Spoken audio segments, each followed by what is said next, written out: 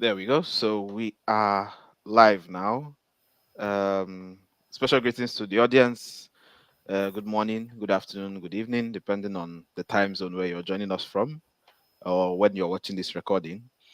So today we are here once again to have another session. I know some of us found out we had the session in the morning in order to accommodate the time zone for our speakers in Japan. And today we're having another session this evening, which is titled Research, Publishing and Funding. So we're going to talk a lot about research, uh, how to publish your articles, how to write a good article, obviously, how to get funding for the research you're doing, and lots more. It promised to be a good session. I have Dr. Zondo with me in the studio. We're expecting another speaker who's running late due to some different challenges, but hopefully he'll be here with us. Let me just apologize for starting 5 minutes behind the time, but it was due to circumstances beyond our control back in the studio, trying to make sure everything is set up. But we are here now, and we promise to have a wonderful discussion. For those who do not know me, my name is 𝐒𝐚𝐥𝐤. I was a Commonwealth Scholar in 2022 at the University of Leeds. I did my MSc in Transport Planning and Engineering. I currently work as a transport planner in Manchester after completing my studies since last year. And I'm one of the regular hosts on the program. So you usually see me on Saturdays, while Ejiro, the facilitator, is usually here on Sundays, and she's in the background helping us as well. So here with me in the studio, we have Dr. Zondo. I'll allow her to introduce herself. And so, Dr. Zondo, the audience is eager to meet you. So I'll hand the mic over to you now. Thank you, Buchi. Thank you, everyone. Welcome to this program today. So I'm Chinebuli Ozondu.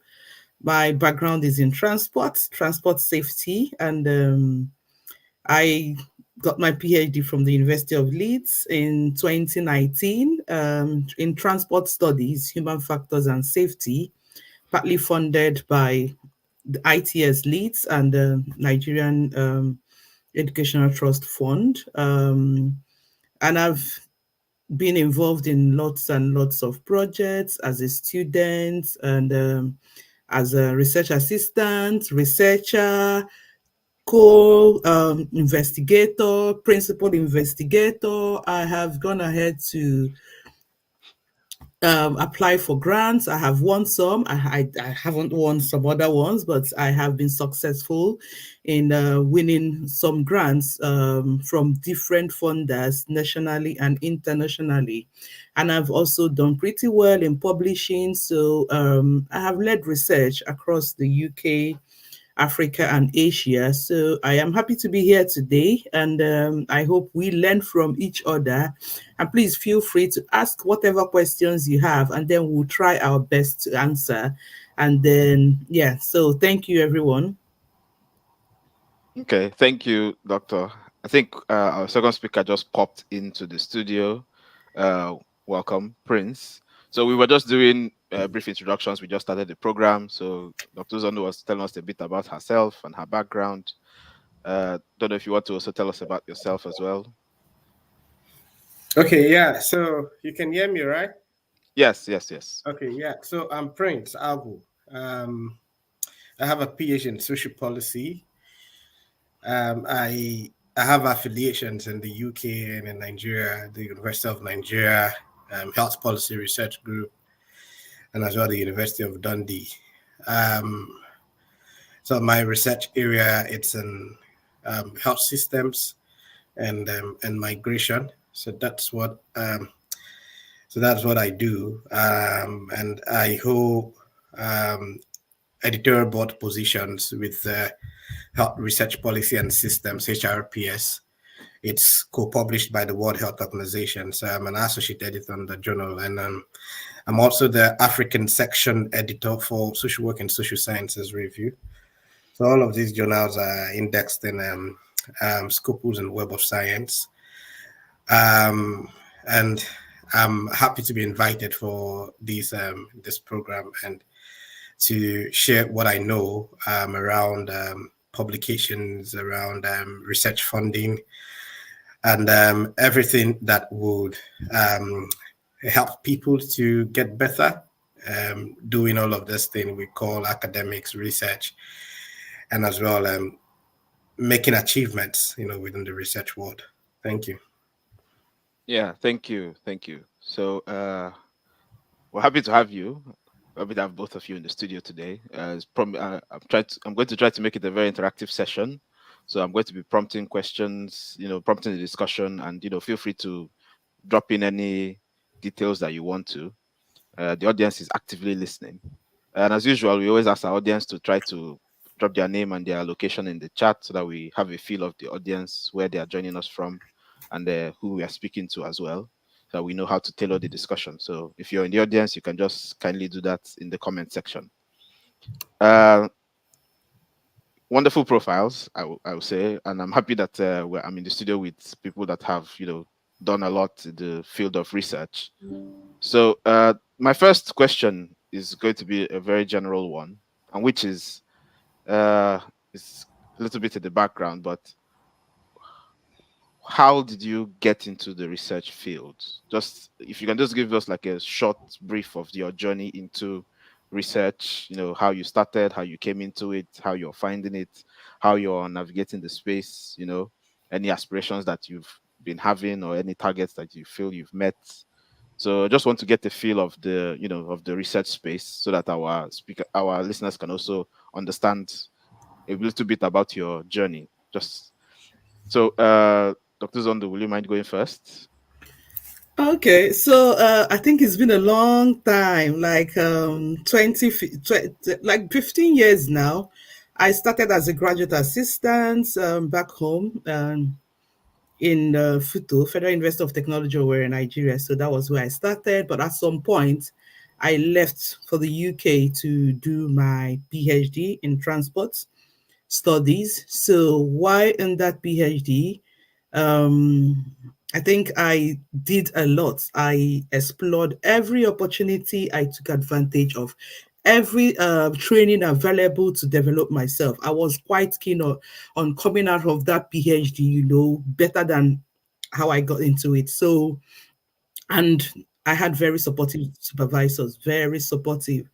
So as soon as I started my PhD, I started working as an RA on different projects, lots and lots of projects. It was quite easy. It was quite busy, very busy. And that was when the UK was still involved in that was before 2020. So we're doing lots of Horizon 2020 projects. After 2020, I think the name it was now changed to Horizon Europe. So it used to be Horizon 2020 projects, lots of them in transport and road safety. And because I was in a very diverse group in the department, we had so many fundings, and then I was attending all the trainings because I needed to learn how to write proposals, how to publish, and all that. And I started. Prior to this, I was doing publications, but they were nothing to write home about, to be fair, to be honest with you. So, so most of the things I learned, it was from Leeds. There were lots of trainings in the department, in the uni, and the support was quite massive. So I continued from there.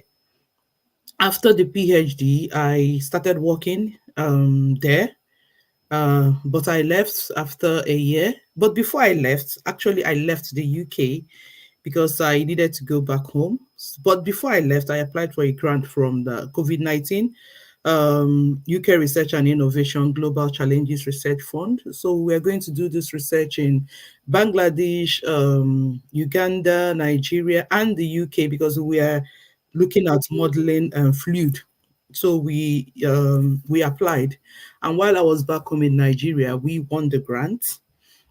And then we worked before we finished that. I applied. If you're very familiar with the African research landscape, you must have heard about the Volvo Research and Educational Foundation, the very big on mobility in Africa. So I applied and I won that grant. And then I led the research in Uganda and Nigeria. And just before that, and other small ones in between, writing, teaching, training on research and skill-based whatever. So before we finished that, I also was involved in another application, and we also won that grant, which we completed recently.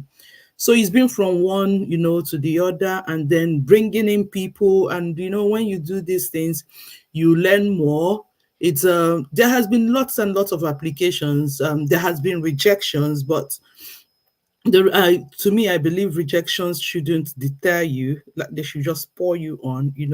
I've been rejected, and most times, if you submit a grant and it's rejected, you would see they give you feedback. So go back, look at the feedback, and look at it and say, where did I get this wrong? Where didn't I do well? And then you try to improve it. Sometimes it could be your team. It could be that you need people from, different areas, people with different expert levels or different skills.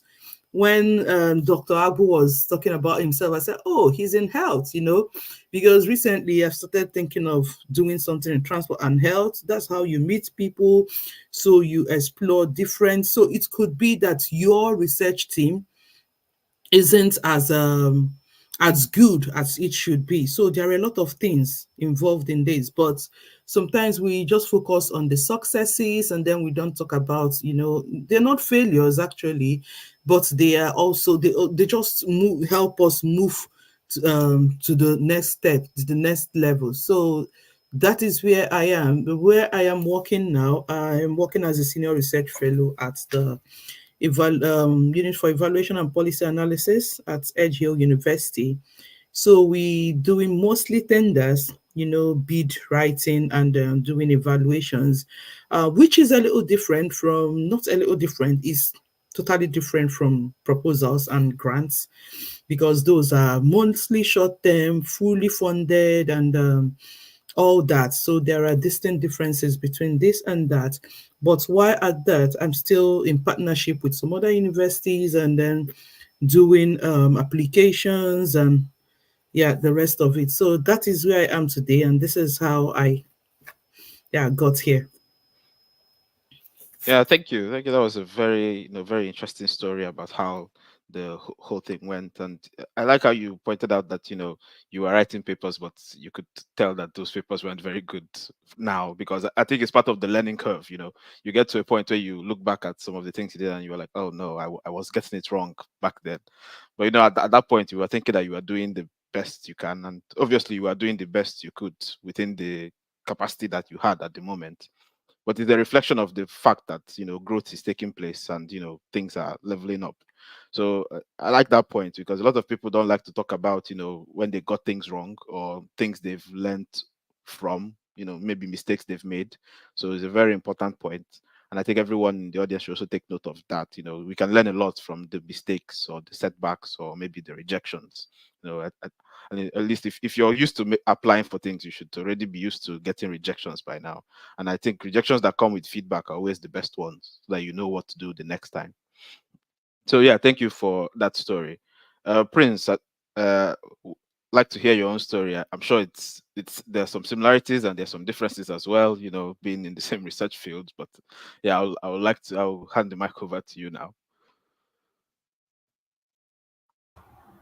Yeah, okay. Yeah, thank you so much, Onyebụchi and Dr. Zondu. Yeah, well done. It's the journey into doing what we do. It's indeed a very difficult one. Yeah, I must say. I should start from there, because so many times people get to see what I do and where I am at the moment, and sometimes they're tempted to think that it just happened.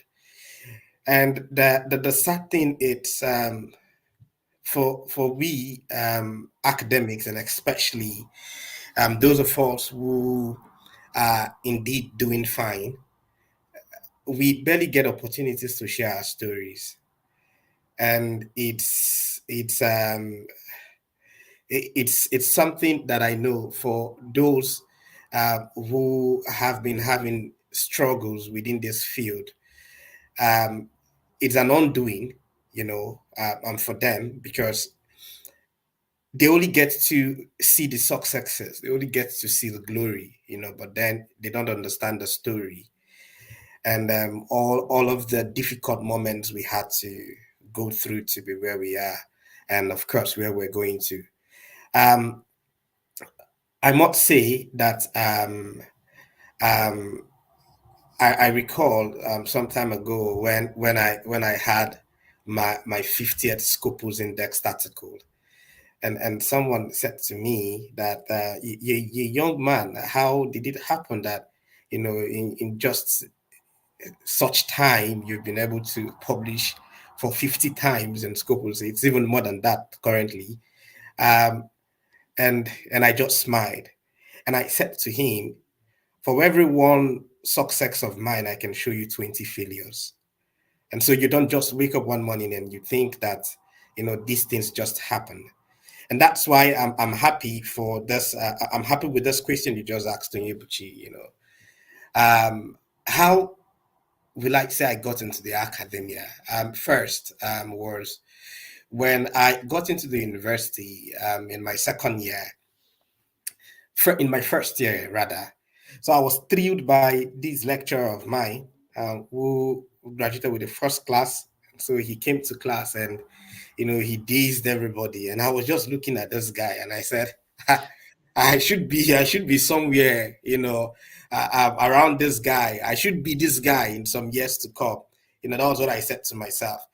I know it's many years to come. I went back to him to say, I made a first class because of the impression you gave when you came to class.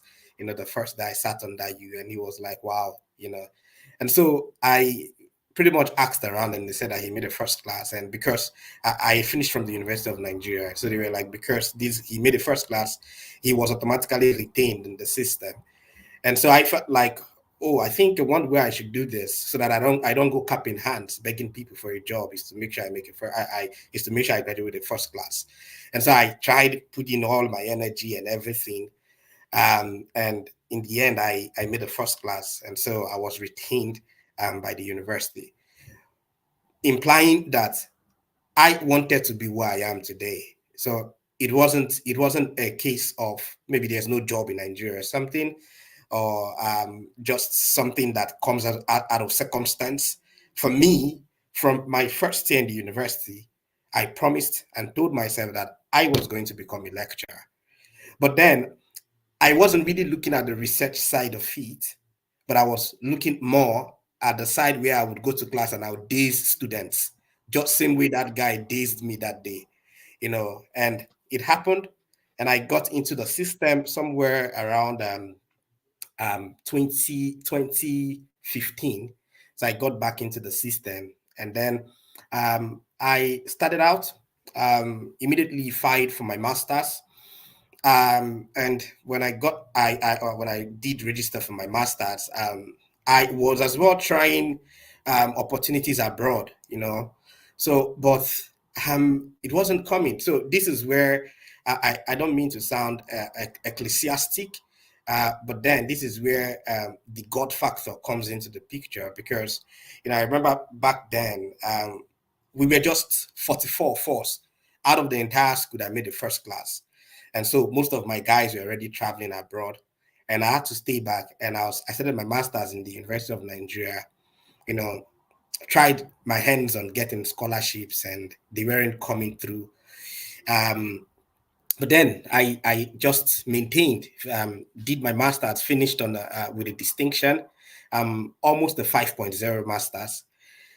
On the day I was doing my defense, a professor screamed and said, "This is an academic material," and I didn't know that some conversations were already happening. And then I was linked to my mentor, Professor 𝐒𝐚𝐥𝐤.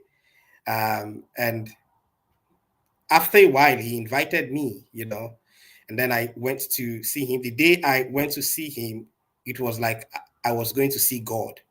And so after seeing him, I got back and I invited friends to a party. I said, everybody should just be drinking, because this is one man I've been reading about.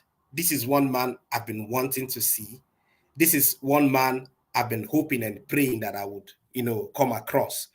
And when I met with him, it was like it was like, I think this is my own abroad, So all my guys have traveled. I was the one, left back, and I was like, I've met with Professor 𝐕𝐈𝐺𝐤. This is a god, and so I've gone to abroad now.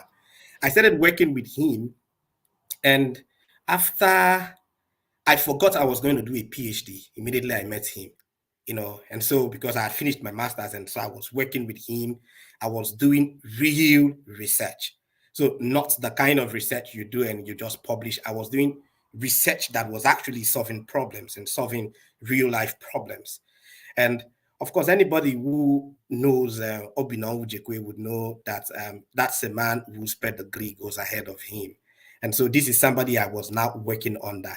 And then I said to myself, whatever it's going to take, I'm going to serve this man to the core. And till date, I'm still serving him. No matter, whatsoever, I'm still serving him till date. And Prof taught me a whole lot of things. Sent me on research grant training with his money, had to place me on projects. I started knowing how to handle projects, and everything. And then I had to start, I was now publishing and all because, you have projects, you have money. In fact, at some point, I forgot that I was a staff of UNN, because I was really working with a god. So long story short, in the end, while working with him, I came to understand that the principle governing the academia, which nobody will say, it would be very difficult before people would get to say all of these things.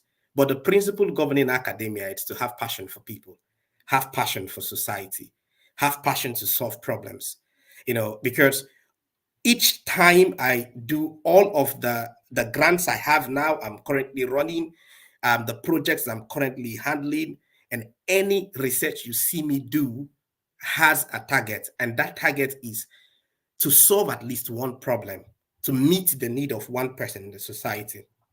I know we've done research that has caused shuffling in government. We've done research that has almost made somebody to lose her job, because she was really sitting on the resources that was supposed to benefit people. We've done research that government had to say that would wait until we see the evidence of this study. Currently I'm doing a study that would revive child health policy in Nigeria. And one of the states, the state I'm doing that project in, the government had to say, let's wait, let's hold on for a while, until we get to see the evidence from this study, and then we'll feed into our policies and everything. That's the basis for academia. So anybody who wants to come into the academia because of, or you want to publish, I get that a lot. You want to publish because you want some feathers on your cap. You want to be that person who has published 100 times, you want to get all of the congratulations on LinkedIn, Facebook. Then trust me, you're not going to last in the space, because what really drives most of us in this space is the fact that we're doing research that can actually change the lives of people. And so overall, what has brought me here, I would say first, it's the ability to delay gratifications. So because I delayed lots and lots of gratifications, I took the hard road in the academia. And the hard road in the academia, it's no matter how you've made a first class, you're termed to be very intelligent, the fact that you can stay under somebody to serve, it's a very difficult, and somebody, not just anyhow, somebody who has your interest and heart, and somebody who has done what you wish to do. Those moments where you're waking up 1 a.m. to an email and you're supposed to respond to that email. You're waking up 2 a.m. to an email and you're supposed to, all of those moments when it's like you're not living life just for you, but you're living life to serve. It's something that is quite difficult. And to be honest with you, I think that that's really the most difficult part to academic success, and not just all of that. Getting scholarships, and I got a scholarship for my PhD, quite all right, but getting scholarship and doing all of these things. They would only just launch you into a space, but your ability to do great things in that space would depend on how much willingness you're able to show to submit to somebody who is an authority.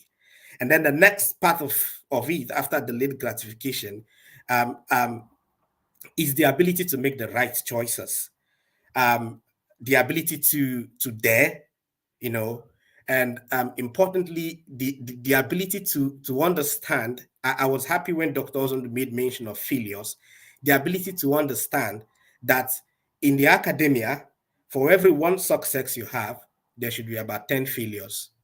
And so you need to get to a level where you need to begin to normalize all of those failures. And then for people who want to get into that space where you can now say, this person is really doing well, for you to understand that getting into this space does not mean you're going to see the glory and the success every day. There will definitely be down times. There will definitely be down moments. There will be times when 2 months, 3 months, you've not heard a congratulations from anywhere. But then you still need to keep going, because the passion isn't the congratulations. The passion isn't in the fact that somebody is telling you you're doing well. The passion for you is the fact that you're actually doing something that can change, even if it is one life at the end of the day. Thank you so much. Yeah, thank you. Wonderful answer. Wonderful answer. I mean, I understand that. I think one of the central things we have when we have programs like this for all the sessions we've been doing is that we always tell people that, when you want to apply for a scholarship, or when you want to go for an opportunity, when you want to go into graduate school, when you want to go into research, that you need to identify your why. That's the central theme we have in all our sessions. Why do you want to do this? Why are you going for this opportunity? Why do you want to be a postgrad student? Because when you understand why you want to do it, it's very easy to, understand the kind of opportunities, the kind of decisions to make, and filter out the things that, may not be for you as well. And I'm also happy that you talked on mentorship, because I'm someone that believes a lot in mentorship. You know, Rome wasn't built in a day. And there's no need of reinventing the wheel. If someone has done it before you, I think it's very productive to submit yourself to learning under what other people have done, and then you'll be able to now build on that as well, because they won't be there forever, and you'll get your chance to also build upon what people have done. And it's always easier to learn from someone teaching you directly by working directly with the person. We've given advice to people before, saying, if you want to boost your research skills, even if you don't have a job as an academic, you can volunteer to be a research assistant with someone that is doing groundbreaking work. You may not be paid, but you definitely get the skills when you start doing the work. So I'm happy that you've echoed some of those points. My next question is going to be, I want to call it a little bit invasive, not personally anyway, but looking at developing countries, Nigeria, and Dr. Zonda has mentioned that she's worked in Uganda, and you've been to the abroad and everything. How do you compare the research space in developing countries with, as compared to maybe the developed countries? What are the kind of differences you've seen? What are the major challenges that we have in the developing country space in the area of research? Uh, in quotes, funding is one of a major issue. I mean, we can all agree that across the board that funding of research in developing countries is an issue. But what dynamics around that have you noticed from your engagement and your time in the space? It sounds Yeah, like a very technical question, but Dr. Zonda, do yeah. you want to go into So that? yeah, so there are lots and lots of differences, like a lot, and challenges. There are challenges here and there, but they are not the same. For example, when I've worked in a lot of African countries, a lot of them, East Africa, West Africa, South Africa, Botswana, and all that. But the problem we have, first of all, is data. When I started my PhD, there was little or nothing on transport and road safety. So, Buchi, you should know that in that space, it's road safety, so I needed a background. I am doing this because of this and that, and then I needed evidence from data. But I couldn't get that. I somehow got road traffic accident statistics from Nigeria from when FRSC started until 2016. And then when I plotted the graph, I knew that this I can't use, like you, there is no way you're going to use this in your research, because it was quite, the difference was so much. So I needed to do something on my own. If you talk about funding, because I was happy I when Dr. Agu talked about what your research is looking to solve, why are you doing this research? We talk about research informed these recommendations and all that, and we're happy when our research recommendations are actually influence policy. So, but to tell you the truth, where we come from, and mostly in Africa, sometimes you just finish all this and then they just put it under the table and nobody uses it. So there are lots and lots of things. There are, because of data and ethics and all that, there are things I would not be able to mention here, because it's difficult actually, because you have to break into the space and then talk to people, and you will be surprised what people talk about, what they ask for. You're coming to do this, and then you've got all the money, so you're going to pay them money, money, money. It's sometimes you just get frustrated. But then you also understand that I am doing this here. These people need, like, okay, around February, I was in Ghana, so we had this workshop at the University of Cape Coast. I suggested that we make it hybrid, but my research partner said no, that they would like to localize it, so they're bringing local people in the assembly, this and that. So when we all came together, it was surprised I was surprised what people were saying.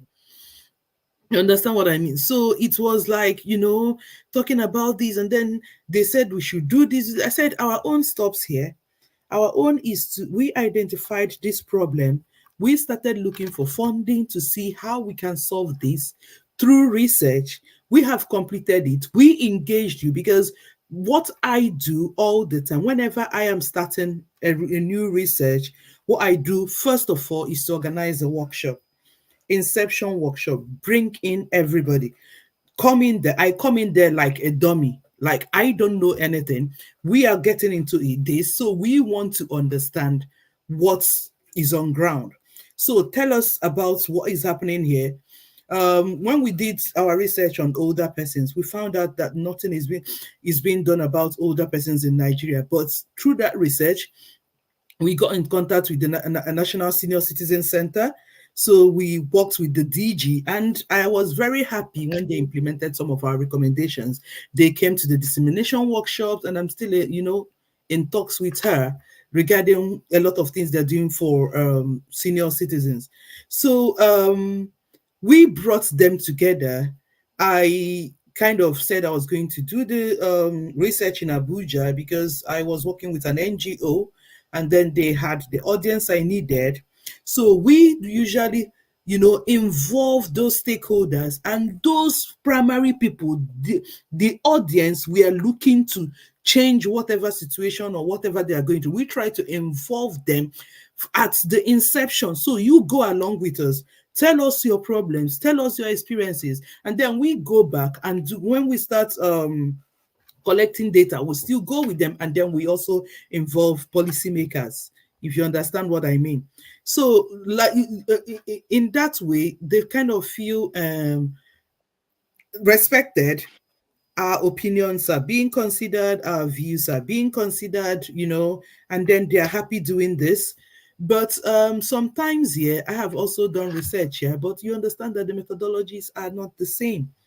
They have gone far, we are behind. The methodologies are not the same. So because they have these sophisticated methods of collecting data and all, which if you read some literatures and some publications, you understand that some people are saying that because we are still a little bit far in developing countries, we should learn from experiences of the developed countries, and that will help us, accelerate, move faster than we are now. than we, move faster in research. But the thing is just that I remember when we, in 2018, I co-edited a special issue on road safety in developing countries, Transportation Research Part F, with Samantha Johnson. So that was during COVID. So it was quite challenging, but we did it actually. So we said we needed empirical data from developing countries. And we were getting reviews, we were getting qualitative, because TRF does not do qualitative. So we were getting qualitative, we were getting reviews, but then we were hammering empirical data. And if you look at it, we don't even do a lot of that. We're in Africa. At some point, I was looking for a research institute or a university where I could do some simulations, driving simulator studies, even if it's desktop sim, design experiments, simulate different road environments and get different people to drive. But those are not it was difficult. I think I found one in South Africa, but then I couldn't follow it up because I needed funding. And the government is not also very keen on funding research. Now, if we cannot fund our own research, how do we improve? Because if you look at most of the things that are happening in other countries, they are research informed. Evidence is from research. If you remember what Dr. Agu said, evidence is usually from research. That means when I was doing a study with FROSC sometime in Abuja, so I think it was the Deputy Corps Marshal. She's retired now. So I had a chat with her. I said, people don't use this pedestrian, bridge. You don't even find that in developing countries anymore. They're all gone. But we're still building it back home. She said, when they wanted to build that, because these things are capital intensive, they are very expensive to build.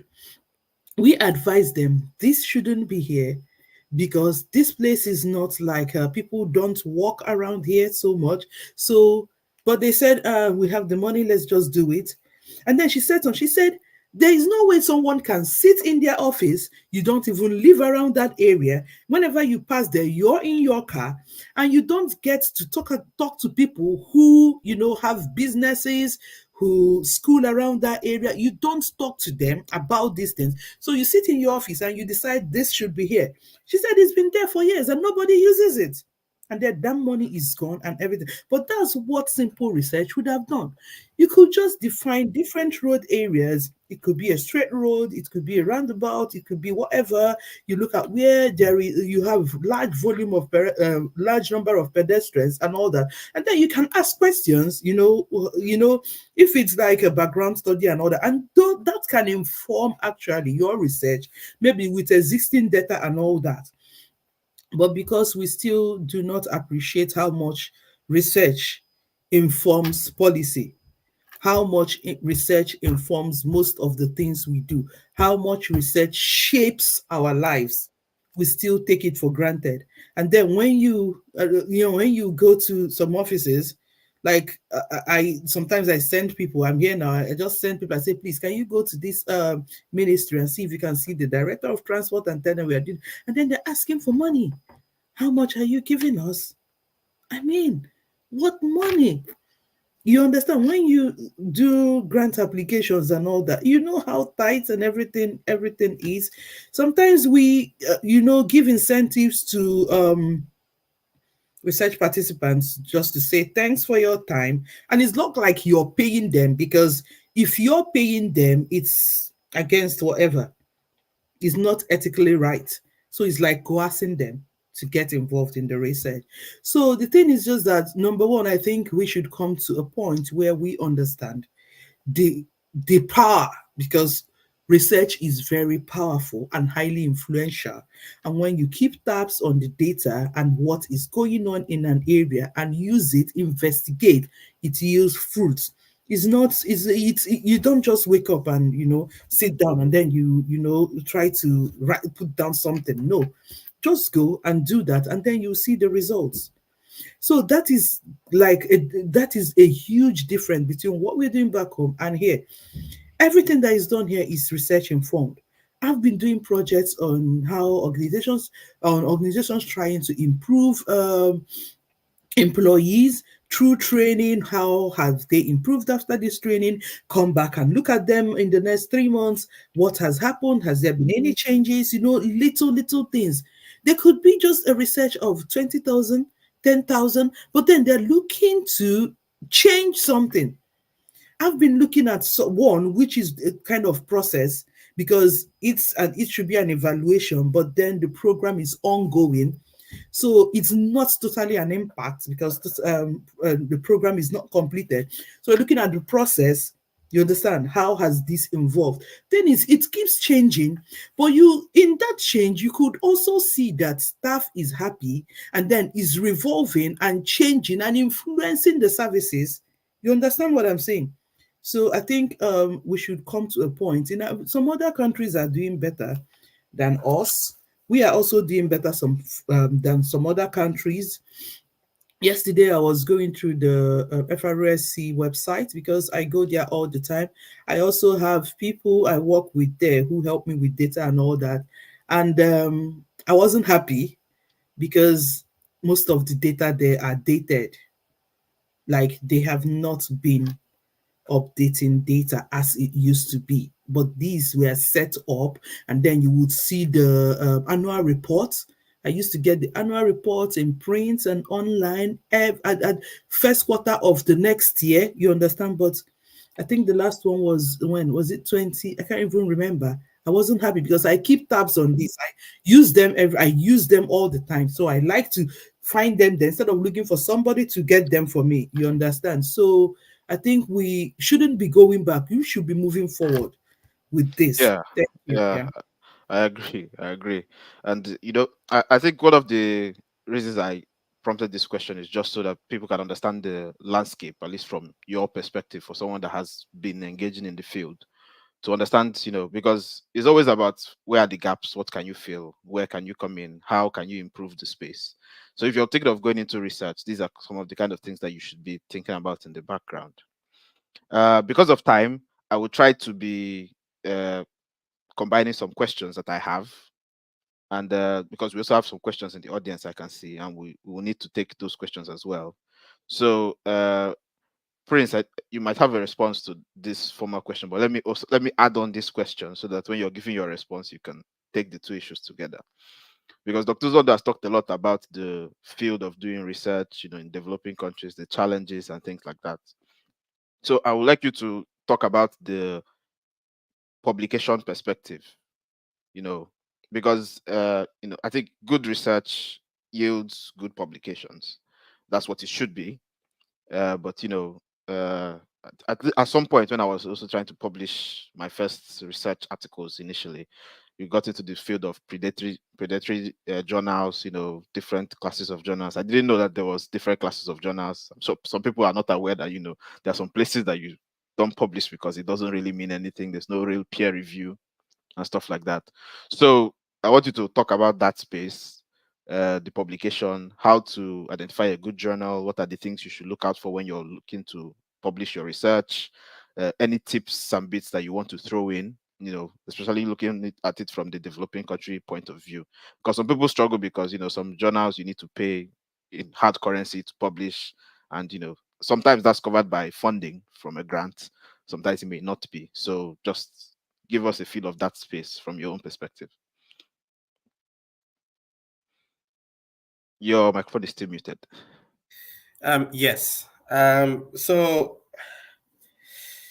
the I think I got into the publication business sometime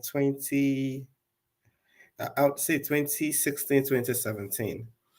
And so it's about 8 years now. Yeah, 8 years. And I think I have more than 54 Scopus indexed articles. And I am an editor on 2 top ranking journals. And if you ask me, how did I get to this point? I would say, first, it's a thing of resilience, because, and second, it's a thing of the resilience to be heard. So all of my publications, to be in all fairness and in all truthfulness, I've never at any point in time thought through publishing because I needed congratulations from anyone, or publishing because I'm publishing in a top-rated journals and then it gives me a standing, in the academia. I understand one thing, that I was watching the movie someday, and I've forgotten the movie, but then two teenagers were making an argument, and one of the teenagers made a statement, and the other teenager asked the one who made a statement and said, "This idea of yours, has it been peer reviewed?" And it struck me that in the world of science, for you to make a statement scientifically, you would need to get through the scientific process of dissemination, which is publishing in a good journal. Once you've done that, it gives you a standing to be heard. You want your idea to be heard. You as a person, you want to be heard as well. For instance, I do not just write academic papers. I'm a columnist. I'm a columnist for Business AM. So Business AM, I think it's an offshoot of Business Day. I'm a columnist for Modern Ghana. But I'll speak about my work in Business AM because I remember one of the times I wrote for the Business AM, I got a call from the office of the Minister of Health in Nigeria. And then the fellow who called me and who spoke with me had to put me on a call with the executive secretary of the National Primary Healthcare Development Agency. And much later, when we spoke, he said something that the difference between people as yourself when you publish a column and when you write in what will typically not be peer reviewed is because you already have a peer reviewed standing. They quickly look at you and see what you've done, and they see that you've published in like top journals, and even your column makes reference to those top journals you've published in. Automatically, what it means is that this person isn't speaking out of sentiment. This person is speaking from a place of evidence. Okay. In essence, this answers the question why we should publish in good journals. Because you want to be a voice. You're not publishing because you need. See, why I come on LinkedIn to make a summary of most of the articles, of all of the articles I publish, is to pass on that information to people out there. That even if I'm a third author on an article, or even if I'm a last author on an article, the fact that I can make a summary of that article and put on social media shows how much involved I've been in the research that produced that article. For me, it's not a thing of the status that comes with publishing, but it's a thing of the information that would be passed as a result of publishing in such high standard platform, and following that, the actions that would be taken based on the information you've pushed out from a platform that has such high standard. And that is why we must be careful of where we publish in. Predatory journals are very easy to locate. And so I tell people, first thing you do, the one database for quality in journaling is Scopus. So that is why you hear me say that I have this number of articles in Scopus Index. I understand that Clarivate Analytics, which houses SSCI, ESCI, that is Emerging Sources Citation Index, Social Sciences Citation Index, Science Citation Index. I understand that Clarivate Analytics, in the algorithm of measuring the quality of indexing. So Clarivate Analytics, formerly called Thomson Reuters, is up there. But then Scopus is the global standard. Even if Clarivate Analytics, of course, by virtue of, a journal might be in Scopus, that's what we call 𝐒𝐚𝐥𝐤, 𝐒𝐚𝐥𝐤. A journal might be in 𝐒𝐚𝐥𝐤, but not yet in Clarivate Analytics. Okay? And that journal is in 𝐒𝐚𝐥𝐤 because it's been able to undergo some level of rigor based on assessment. They've been able to assess who the editors are. They've been able to assess how frequent the journal publishes. They've equally been able to assess the quality of the publications, and then they've been able to assess the citations. And so somehow that's how that journal gets its way, into 𝐒𝐚𝐥𝐤. And after a while, you may now apply, to be indexed by so definitely you must usually start from ESCI, that's the Emerging Sources Citation Index, and then you progress, Science Citation Index, Art and Humanities Citation Index, Social Sciences Citation Index.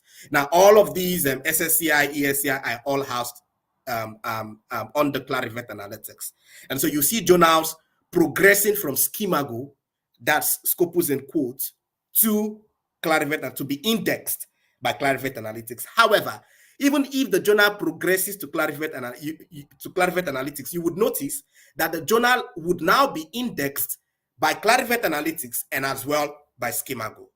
Okay, and so what it tells you is that this journal is of very high quality. So for you to know a journal that has that quality is to go to 𝐒𝐚𝐥𝐤, 𝐒𝐚𝐥𝐤, and type the name of that journal in there. It now tells you, oh, this journal has some level of quality. Even you as a scholar, once you've started publishing or something, you have what we call the Scopus author ranking. So Scopus author ranking, for example, for instance, you wouldn't see Clarivate Analytics author ranking. You wouldn't see SSCI author ranking or something. That's why we say 𝐒𝐚𝐥𝐤, is like it's like the global standard, because even your impact as a scholar, the first place I want to check if you're doing something right in scholarship is to go to 𝐒𝐚𝐥𝐤. I just go to 𝐒𝐚𝐥𝐤, that is Scopus author ranking, and I type your name, and it tells me, what you're really doing, how much good, you are, and everything. And what most of us don't know is that even our policymakers understand some of these things. So even when you're doing a research and then you want to feed it into policies and something, and let's say you go over to a professor who is now like a minister, or a professor who is like a commissioner, and who understand all of this rigor in the research space, and then you present something and the person wants to assess you, he puts you up on 𝐒𝐚𝐥𝐤 to know what you're doing. So of course we understand that there's Google Scholar there, but then if I want to check, okay, Google Scholar would even trap your predatory journal articles, and so that's why sometimes we may not really use Google Scholar to assess, people and everything, because if you go to Google, it traps everything, even the predatory journals and everything. But if I go to Scopus author ranking, it would take away all of the articles you've published in predatory journals, and it would focus on those articles that are within Scopus index journals. And we all know that Scopus index journals are journals of quality. So this is the first thing you need to resolve. Where do I publish? And so I've just laid a little background as to where you should publish. Now, I know some people want to talk about impact factor, and journals would have impact factor. And what's impact factor? Impact factor is more like a calculation that looks at how much that journal is cited, and of course, how frequent they publish. So how many citations and the number of articles you must have published, within a period of time, and then it gives you the impact factor of the journal. But the question is, does impact factor really tell quality? I would say no, it doesn't. Okay, impact factor is more of a status thing. For instance, we see what Lancet is doing, we see what Nature is doing. High impact factor, over 40 points and everything, and all that. I review for the Lancet, okay, and then I equally review for. Let me look for one journal. Okay. There is a journal called JSW, Journal of Social Work in Developing Society. It is not yet in Scopus, it is in 𝐒𝐿. But I equally review for that journal. And then it is the same brain that reviews for the Lancet. Am I making sense?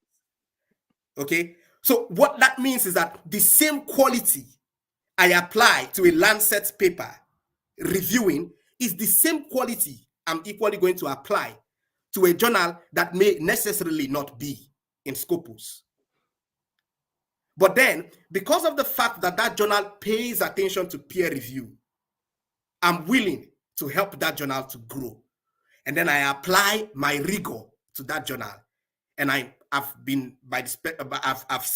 helped journals, and then I've seen them grow from no indexing. Maybe they get into 𝐒𝐿, they get into, some other indexing bodies, Copernicus, and then they get into Scopus. I've been able to help some journals, to grow through the ranks. So what I'm simply saying is Lancet has been there for like centuries ago, and all that. And then we have some journals, that are coming.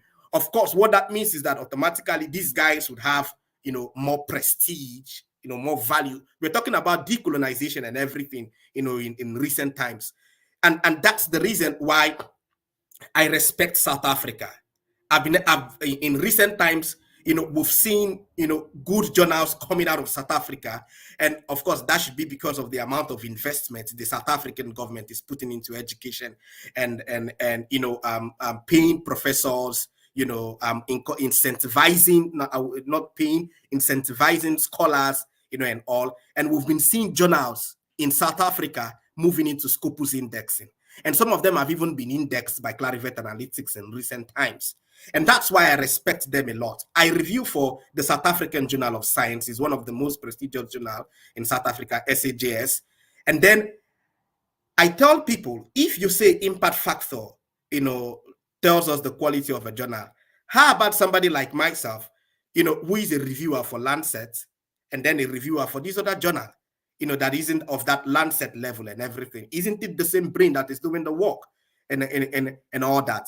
And so what I'm just trying to say is the added layer of conversation on where should I publish. It's the conversation around that journal. What is the test of that journal for quality? And in the scientific world, the taste for quality is measured by peer review. And not just by peer review, by who are the peer reviewers. Will I just take my paper and then get somebody who has started a master's and say, okay, peer review this article? This fellow has not had a record of, of publishing, has not had a record of dealing with peer reviewers. This fellow has not had a record of publications, and I'm inviting this fellow to do a peer review. So these are some things that we know some journals wouldn't make such kind of mistakes, because they would always go to databases where you have, refined academics, and then, give those academics that are refined to do the peer review business for them. And that's what I do, in my editorial capacity. The next level of the conversation would not be, how do we get to publish in this kind of journals?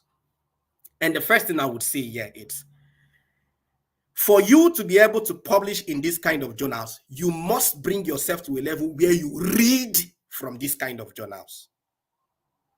Okay. That's the first thing. That's a good point. For you to publish in these journals, you must bring yourself where you read from this kind of journals. When I started my publication business, I would say that I try to read not less than 15 articles published by good journals in a week.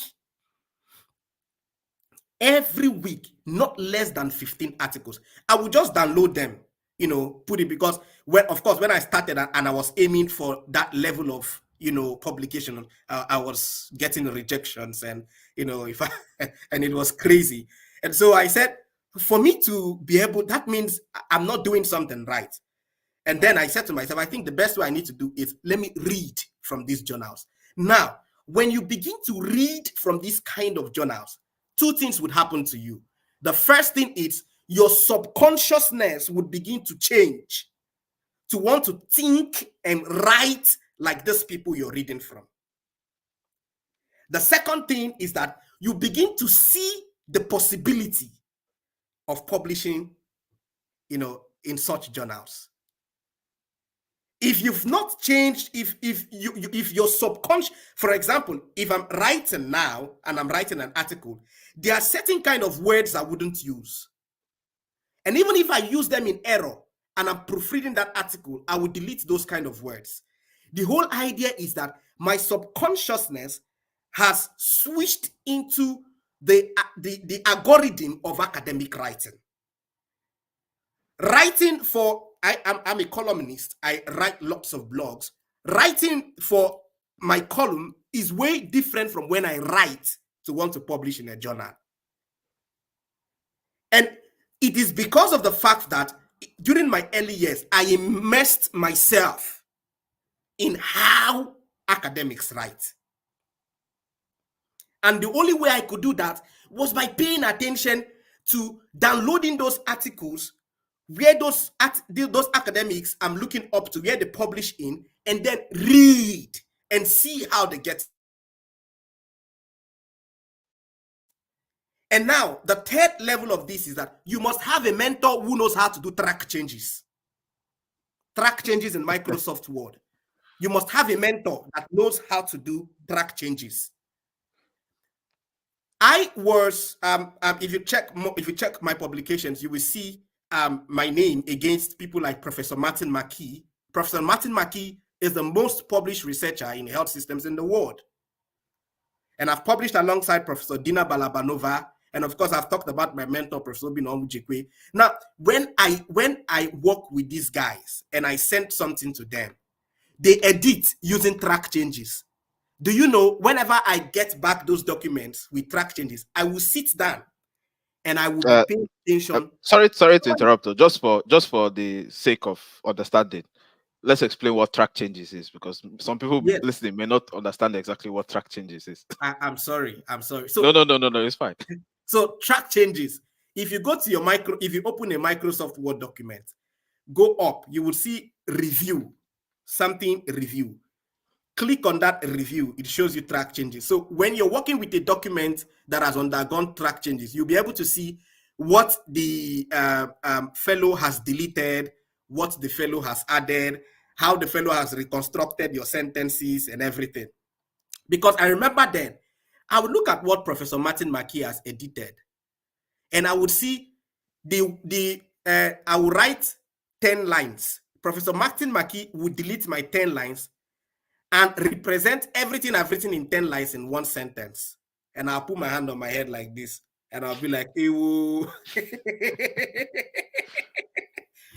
What he's trying to do is to tell me that the secret in academic writing is coherence and conciseness. You need to be coherent and you need to be concise. So all of those 10 rubbish I was putting together in 10 sentences, Martin McKee looks at everything and brings everything together in one sentence. If you have a PhD supervisor who understands track changes and, of course, edits your work, using track changes, you will be able to see that you may have said something in one paragraph and the supervisor represents everything you've written in one paragraph in just one sentence and telling you you're blabbing. And so once you have a mentor who knows how to do track changes, The same way you take your time to read those articles you download, it's how you should take your time to study what has been deleted, what has been added, sentences that have been reconstructed. And just like I said, your subconsciousness would begin to change and be, you will begin to immerse yourself in the world of academic writing, because it's a different world entirely. One of the things that changed my life was I read a book by 𝐕𝐴𝐤. It's called Secrets of Ages. And so 𝐕𝐴𝐤 described the human brain in 3 phases, human thinking, everything, our mental energy and everything in 3 phases. He said that the first level of your human mind is the conscious mind. And he illustrated and said that the conscious mind is not so big, it's just so little. And then you have people always wanting to force lots of things in the conscious mind. And somehow you see those people breaking down at some point, because the conscious mind isn't elastic. It's just a very little space and can accommodate just very little information. And the next phase of the human brain, of the human mind, according to 𝐕𝐴𝐤, is the subconscious mind. So 𝐶𝐬 said the subconscious mind is so big. Lots of information, they go in there, which is what I usually call residual information. So residual knowledge is of everything you've known, what do you know? You've gone to school for 10 years. You've gone to school for 6 years. Of all of the 6 years and all of the 10 years, what is that one thing you finally know? So what 𝐶𝐬 said is that all of those things you've studied for 6-10 years, they all go into the subconscious mind. And they only come to you at the point you need them. So that's why you'll be looking at somebody, you know that person's name. For instance, I'm looking at Dr. 𝐕𝐴𝐤 now, and maybe I see her physically after now, and I'll be looking at her, and I'm like, I know this person, and all of a sudden, I will just scream, 𝐕𝐴𝐤. What has happened is that the subconscious mind has now poured her name into my conscious mind. So that is why you see me talking about subconsciousness, because the secret behind doing academic writing is nobody would sit you down and say, sit down, write 1 sentence, you write 2 sentences, you write. Nobody does it. It is as you immerse yourself in all of the academic products, your subconsciousness will begin to change. And then you begin to see that it will start influencing your consciousness. And then the last part of the human mind, according to 𝐶𝐬, is the superconscious. So the superconscious, he traced to metaphysics and everything. He had to trace to God. He had to trace that to that just like Aristotle said in his theory of ontology, that there is something that moves this world without him being moved. And Aristotle called that thing the unmovable mover. So 𝐶𝐬 was arguing that there's a superconscious mind, that is being traced to metaphysics, that's been traced to God. And now that's why I usually say to people, there are times when you have very beautiful ideas, maybe when you're sleeping, when you're dreaming, maybe when you're in the toilet, maybe when you're praying, when you're doing something, and then you just have one idea comes into your head. And maybe for those who are spiritual, at some point they would want to say that it is God that gave me this idea. It is, in all fairness, I've been in this business for a long time, and I'm being very honest that there are certain ideas that actually come from the realm of the spirit to you, and you don't need to joke with those ideas, because by the time you begin to, if you go to Google and type Miracle Examination Center, you'd see the first research that came about in Nigeria on miracle examination centers, how they form, how they operate and everything. I was the one who had to come up with that idea. And I remember where I had that idea. It just came. And immediately it came, I started working on it. In fact, that's why I say to people that one secret behind doing all of these things we do is to always be friends with your pen and paper. As I'm speaking to you now, look at mine is here. It's always around me. It is always, as an idea comes, I may be listening to this and Dr. 𝐕𝐴𝐤 will say something. and I will just put it down. She's made mention of something around transportation and health, and I'll just put it down, and maybe it's just there. Maybe someday I will just look at it and all that. And finally, to be able to now get into that space and publish, in these big journals and everything, I've talked about mentorship, and all that. The next phase is to do it. Do it. Write it. Go to the journal. Look at the author guidelines. Look at what they want. Download at least 1 or 2 papers that have been most recently published by that journal. Take your time, read it. Arrange your sentence the way those papers you've downloaded, they are arranging their sentences. If you look at it and in the where you usually write introduction, they wrote background, go back and edit your own, cancel introduction and write background. You look at the method, see the way they arrange it, equally do your own like that, and then you find out at the end of the day, you submit. And as you're submitting, carry inside of your mind, they would accept or they would reject. I've written a paper that I submitted in the morning. By the time I got to the office, my rejection was waiting for me.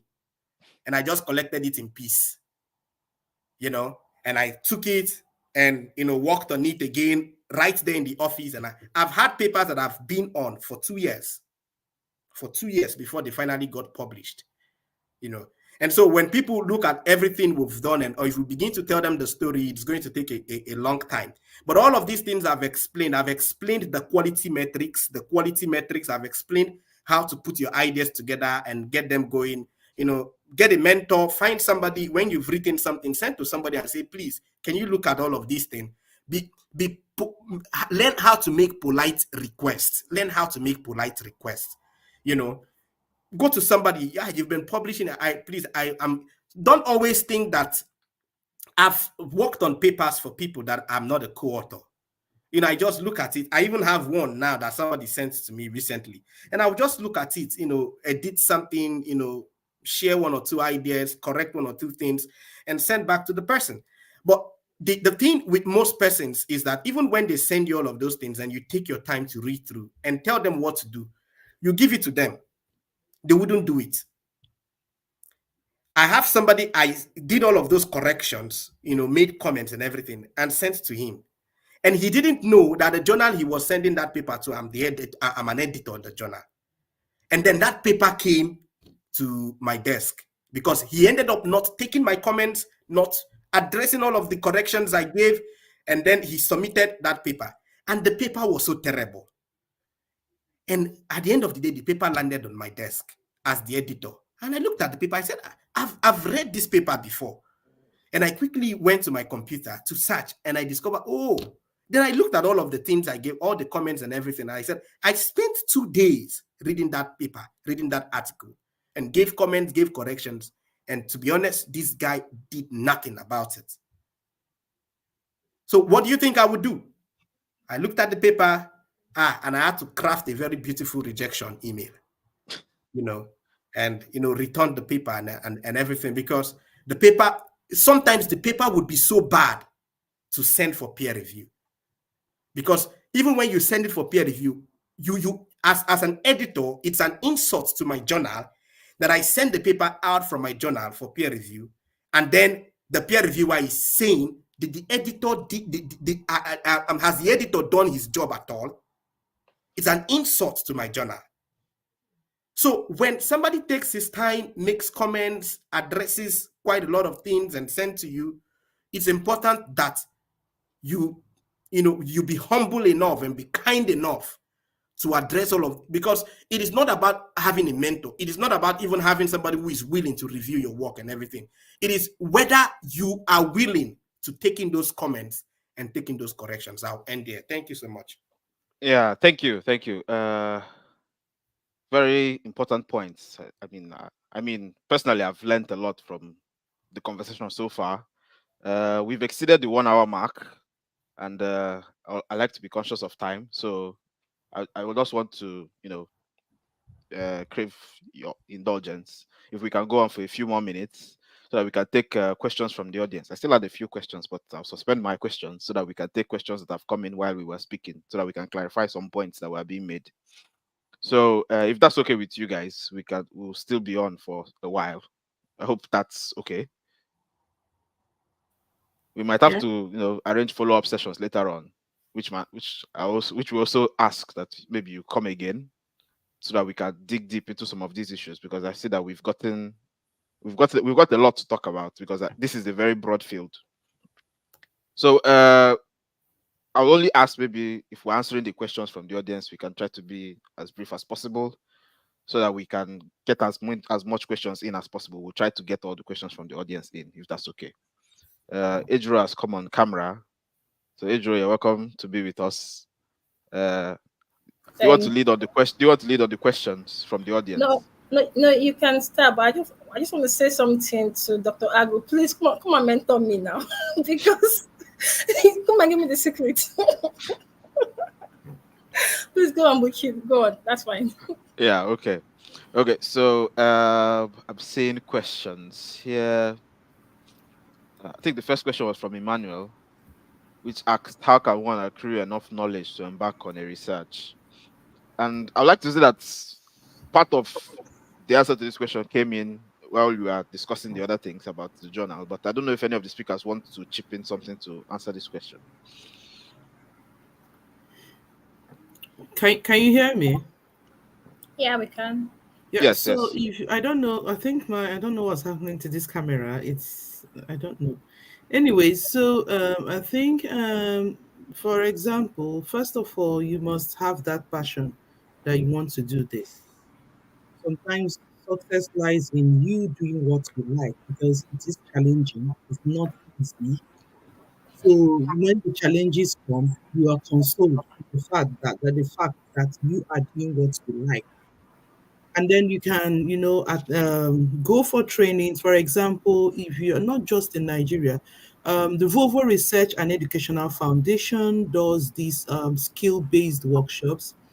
There are usually a lot of them, and then they provide funding to researchers from lecturers from all over the world to develop these training guides, and then there are training sections at different times of the year if you want to improve your research skills, publishing skills, and all that. There are a wide range of topics and everything that is usually covered, and they are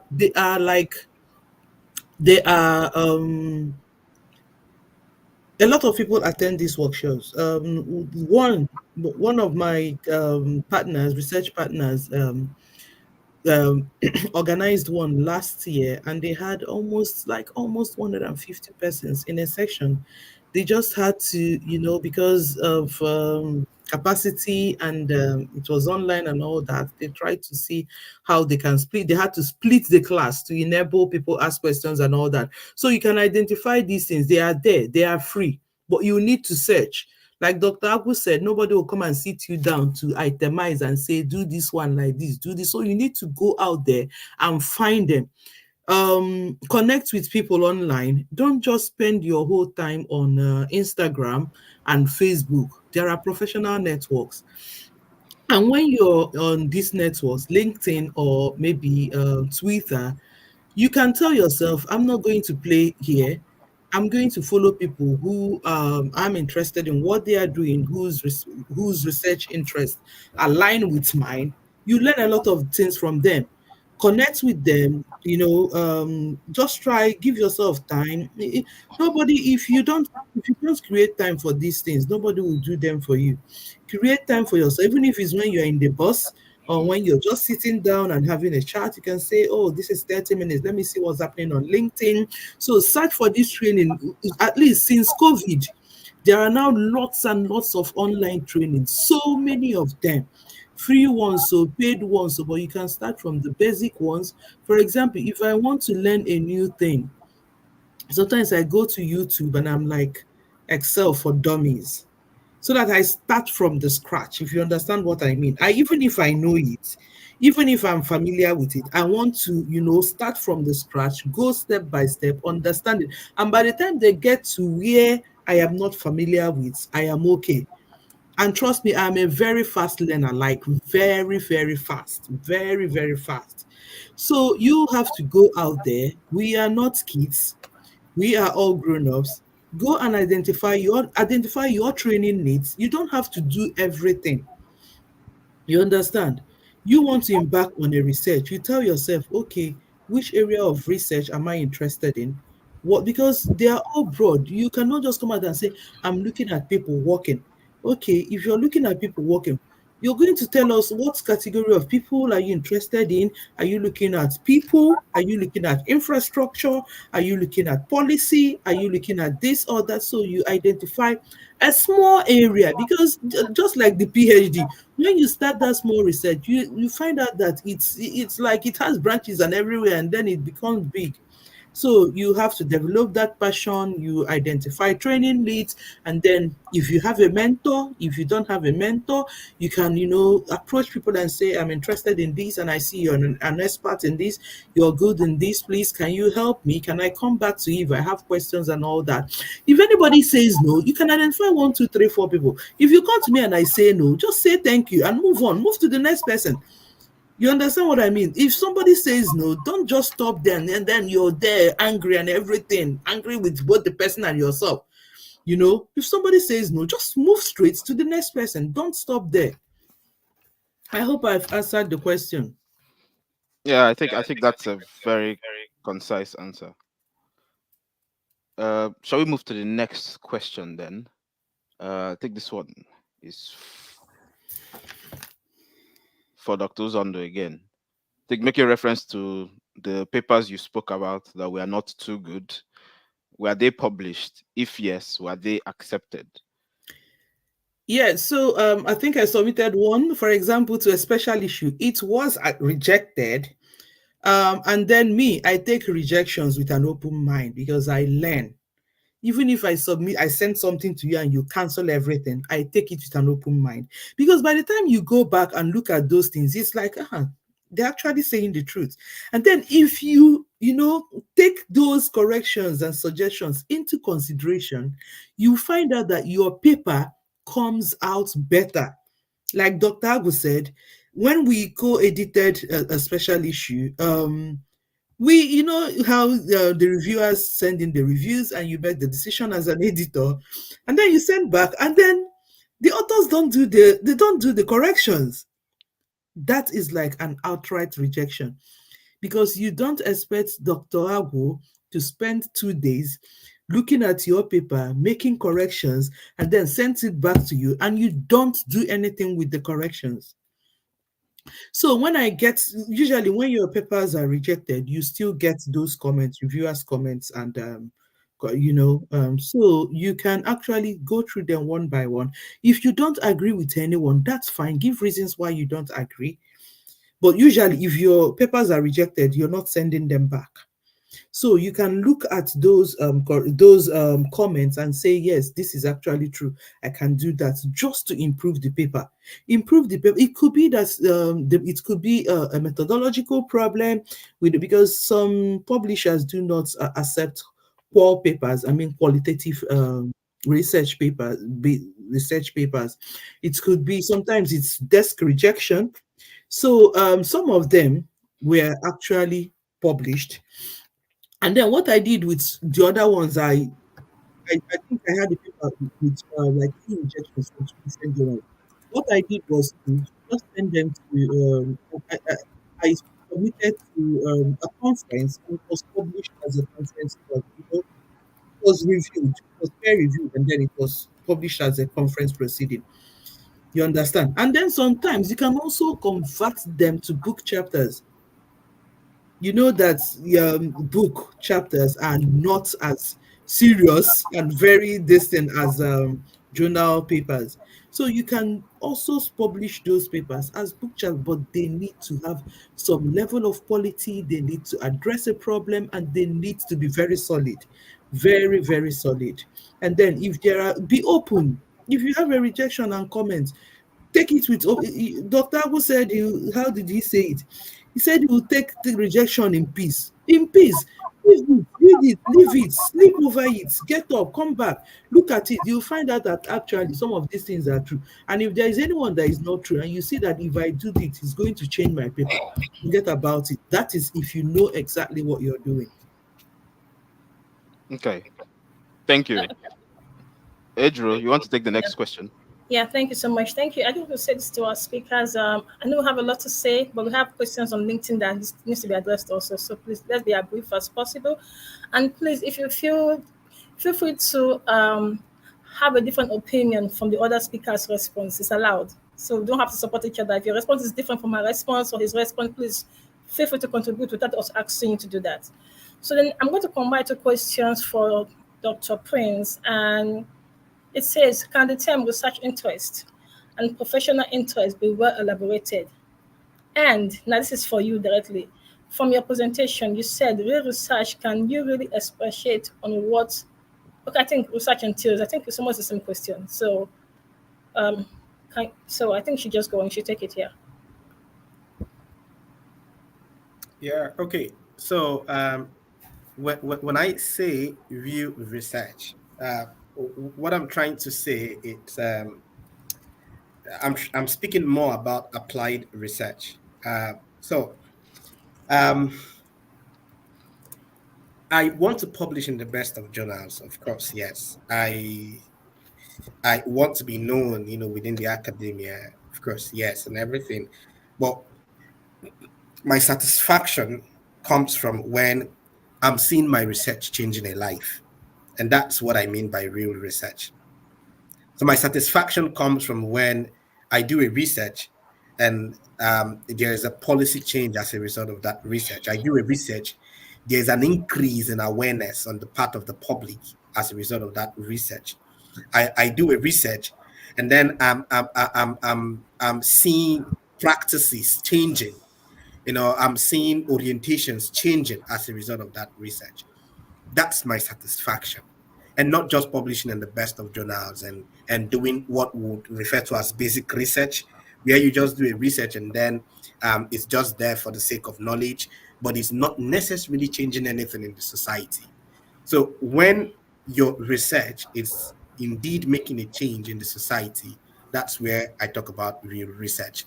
And then professional interest, research interest. So for instance, by virtue of professional status, I'm an academia. And of course, I'm an applied researcher. And then my research interest is in social policy and particularly focusing on health systems and migration. So that's just a way to say that for professional interest, it has to do with more or less your professional status, in as much as your research interest could influence your professional interest. Somehow they could be interdependent on themselves. But then the major distinction between both is that professional interest looks more at your person, your status as a person. Are you going the route of being an academia? Are you going the route of being a knowledge broker? Are you going the route of being within the policy making space? Are you going the route of being like a scientist or something, within the laboratory, and all that? So that's what I would want to look at as professional interest. And then for research interest, it specifically focuses on what the kind of knowledge you bring about, the kind of knowledge you build. That's what we'll talk about as research interest. And I've just given an instance that for myself, I focus on social policy. I have a PhD in social policy, and then within social policy, which in itself is a broad field, I had to focus specifically on migration and on health systems. So that's, if you look at most of the research I do, you see them tilting towards health systems, and you see them tilting towards migration. Then a little bit of ethics in education. And I would want to use this opportunity to say something. So when Dr. Onzod made mention of there are certain persons you want to you want them to, let's say, mentor you or something, and then maybe they're not looking your way, and and she said, you have to go over to the next person, and yeah, I think for me, I would say it's dependent on where you as a person have even reached for you to do that. There are some there one thing with especially the generation that would want to describe as a Gen Z guys is that sometimes we don't find very patient people among those guys. I remember when I was growing, and I'm still growing anyway, but during my early years, we didn't. There are some people I had to email, and in fact, I had to be looking out for when they would go for an event, when they'll be speaking in an event, and I will go to that event and sit, and I would make sure I ask one question so that they would see me, that, and they'll say, this guy again, you've been following me, you've been following me about, you've been following me everywhere. It's a way of me trying to tell them I would never leave you unless you bless me, But then, like I said, it's dependent on the status you've attained. For instance, currently now, I know there's a way I would want people to want to relate with me, as compared to, let's say, like 4 or 5 years ago, because I know to some extent I've been able to get to some height, and there are some persons there's specific kind of people I would want to, talk to, and I'm going to them because I know that these persons would as well need me, and not just necessarily, me, wanting to take from them. They would as well want to take something from me, in them, because I know I come with value. But where you've not gotten to a point where you would say you have so much value, to you need to grovel, you need to be humble, you need to message the person 30 times, you need to hold the person's leg, and say, I would never leave you, unless you bless me, and of course that's maybe that's why I said depending on the status you've attained, and then gradually you grow, you get to a level where people want to relate with you because they know that you carry some value, and they know that they'll be trying to get some things from you as well. Thank you. But if you allow me to add this, just to add, because it's good to talk about the side of the reviewers, so the people you approach. But at times, the people sending the message, like Agus said, they're not patient. At times, I'm sorry to say, but at times they lack manner of approach. They come with it's my right, the attitude. So I think that's another thing they also need to think about. You are coming to ask someone for assistance. You should be humble, and you should mind how you approach the person. You don't expect the person to be at your beck and call. It doesn't work like that. Especially when you don't know them. You're just meeting them for the first time. Yeah. Yeah, thank you for that addition. So I'll just chip in now. We've dropped the handles of the speakers on their LinkedIn handles in the chat. The expectation is that usually when we have speakers on the show, people from the audience should connect with them, and probably, if you have any issue you want to discuss with them one-on-one, you can try to make that happen by reaching out. But obviously, as I always say, try to be polite when you reach out. Try to be coherent and concise when you're sending them a message. Don't send someone hi and How are stop you? there and disappear. How are you? Don't send hi or good evening. I hope you're having a good weekend, and you disappear.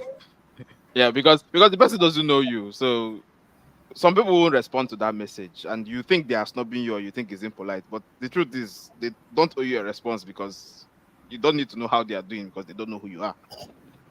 So you come into someone's DM, you greet, obviously, be polite, state exactly what you want. If you decide you want to have a conversation with someone, you say, I want to have a conversation with you. Put an agenda, a bullet point. This is what I want to discuss. This is why I want to discuss it. When can we have the discussion? When are you free? When do you have time? And the person will probably get back to you with a proper answer, because the person knows exactly why you're reaching out to them. So I think that's the lesson that we need to take on. The next question is from Mark Johnson, and he says, I tried publishing my undergraduate research, but after a long time, the Q2 journal rejected it.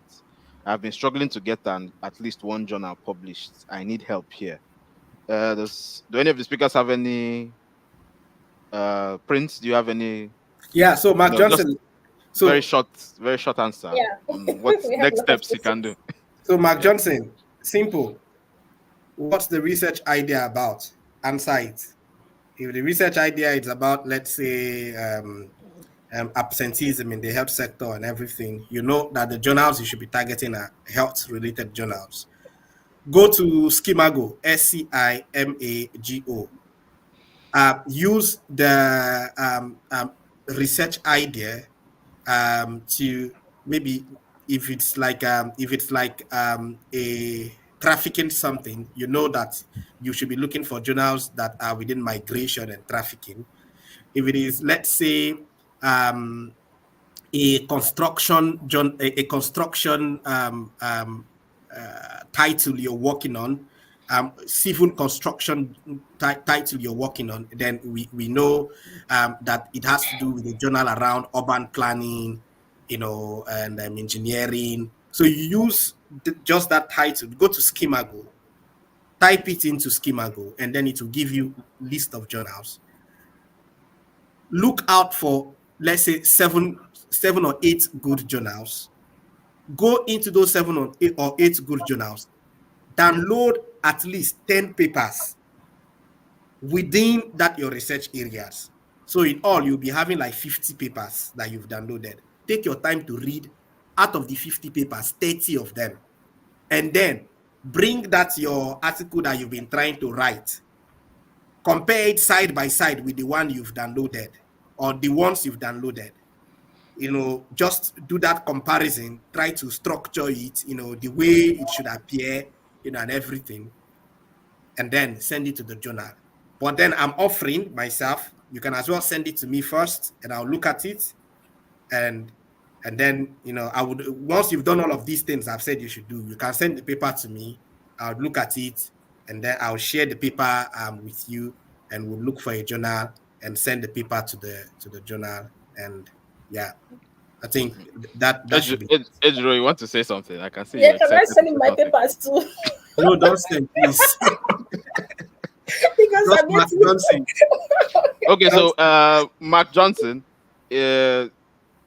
doctor has kindly volunteered to help you out with your publication. I would advise you to go 5 minutes back to my initial advice on how to reach out on LinkedIn and start and use that to connect with the doctor so that he can help you out. But also follow the advice he has also listed as well. To move to the next question, we have this as the next question, Can you and I would combine two like to say questions? that. Can you I would combine like two to say that questions? Yeah. I would like to say that this question came in before we talked about publication. So I would say that the question has been answered. If you ask me, Oh, okay, great. if you ask me, I say the question has been answered. Awesome. I also say this one has Oh, also been great. answered. But Dr. Prince, you can give 2 or 3 sentences. The coherent type of sentence to answer this. Okay, yeah. Just So yeah, where is a just give good Gloria. place? Just give Yeah, Gloria. So, yeah. And Gloria has been engaging all the while, so it will be good to take her question. So where is a good place to start publishing for a new researcher? Gloria, you can publish in the Lancet as your first publication. It's possible, So if you've been listening, you've heard me said several times that for you to be able to publish in the kind of journals you want to publish in, you need to be able to read the kind of papers they have published. So all of those high-ranking journals, they are for you as well. So don't think that because you want to, you're coming into the publication space for a first time and you have to start with publishing in some kind of no. You can publish in very good journals as a new researcher, So just take all of the advices we've been giving and everything, especially on going to those kind of high-ranking journals. I've mentioned databases, 𝐒𝐚𝐥𝐤 and Clarivet Analytics. Go there, get papers that are related to your fields, read them, study them very well. And then if you have like your master's thesis or your PhD thesis, or even your undergraduate thesis, you can begin to pattern the ideas you have, in those papers, to fit the ones you've been reading about. And you people should always learn how to, if I pick like a journal article, or as an editor myself, when people send papers to me, I also go to their references to see the kind of journals they cite. So sometimes some of you do not know that why your papers might be thrown back at you is because all you've just been cited are predatory journals. And that's why you need to know how to gauge the quality of a journal, so before you begin to cite, and everything. So that's that. Okay. Thank you. I think Gloria, your question has been answered, and I know Gloria usually is one of our regulars. She's always engaging whenever we have these sessions. Ejiro, I think we have some questions on LinkedIn that are not popping up on the main comment section. Yeah. So Okay. maybe maybe you can get those ready. We'll take one more question from here, and then we'll come to you for the LinkedIn question. Is that okay? I have a question. So this question is from not only from me, but I was in a conversation with some researchers, and one of their points was that why can't we publish our papers as Africans in a language that we understand, and not fine tune it to the European language English, and to be hard for us to our readers to understand. So what's your take on that to our speakers? Should I repeat my question, or is that clear? Am I frozen? Or yeah, great. No, you're okay. You're So did okay. you get the I think question? Please add it I think because Dr. Prince was using his pen and paper to take note of your so did, Dr. Ozandu, Dr. Prince, did you get the question? Yes, I did. Yeah. So So, what's your take on that? do you want to say something about that? You can go ahead. Okay, yeah, like publishing in our own language. No, English still, say English, but not when you want to publish in papers, all these high papers or European journals. There's a way you structure your grammars and everything. And people say we in Africa we also speak English, but our own the dynamics is quite vocabulary, different. the Yeah, vocabulary so and the it's hard for some people at times before they can even understand what the paper is. You have to understand how the English is being structured. So the person is saying, can't since the research are meant for us, can't it be written in our own English that we can understand, not to the British context or European Yeah. context? So these are the things I've been talking about. Yeah, and it equally has to do with language. Um, and that's why I've been making mention of reading articles published in those contexts, because I know most journals provide proofreading services, especially when you have a very fine idea, and then you've scaled peer review and everything. They help you to do some proofreading, before it's published finally. But then again, it is important, that we coming from the side of our world, and then we want to publish. And yeah, interestingly, some of the very top journals are even having Africans, as part of the editorial board. I'm one of such persons, and then I look at some of the papers. Yeah, sometimes I get embarrassed at the English, the quality of the grammar, because you look at some basic things, that are avoidable. You get to see, sometimes where to use has, where to have, where to use are, where to use is, all of those things. But then it's why I advise that first, when you read papers published in those contexts, published by the core English guys, and then let's say you have a mentor who understands the language and helps to shape all of these things. You pay attention to studying these things, pay attention to the corrections, pay attention to the edits, how to represent your ideas in pretty much better ways. And then it doesn't take anything to download Grammarly. You download Grammarly and Grammarly somehow would get integrated into your Microsoft Word. And when you're writing, and Grammarly, even the unpaid Grammarly it helps a lot. It will help you to structure some things, tell you that I think this line would have been best written this way. point out some basic errors, and you address them. And then if you have money, I remember one of my students, then I had to contribute. She came to me and said she wants to subscribe for Grammarly and everything, and I had to give her some little token to help her, so that you can use. I think the premium version of Grammarly would even help to reconstruct some of your sentences, to be fine, to some extent. Yeah. So these are steps that I would say people should take to improve. If you look at my articles, you would see I write in a very simple way. I wouldn't. I think they said it is delve that they were arguing about the other day. Okay. Twitter. And I wouldn't use delve in my article for any reason, because I feel that there are simpler words, than that. So the beauty in academic writing is simplicity. And I would just say this or I would just say this, before I end my response. Take Chinua Achebe's book. There was a country, things fall apart. Arrow of God. Read Arrow of God. Read Things Fall Apart. At least 4-5 chapters, and see the way Achebe would write as though he's with you. And you'll be reading Achebe's work, and you would not have any reason to say, what is Achebe trying to say? Because he's writing in a so down-to-earth manner. And that's the beauty in academic writing, that you write in a very down-to-earth manner.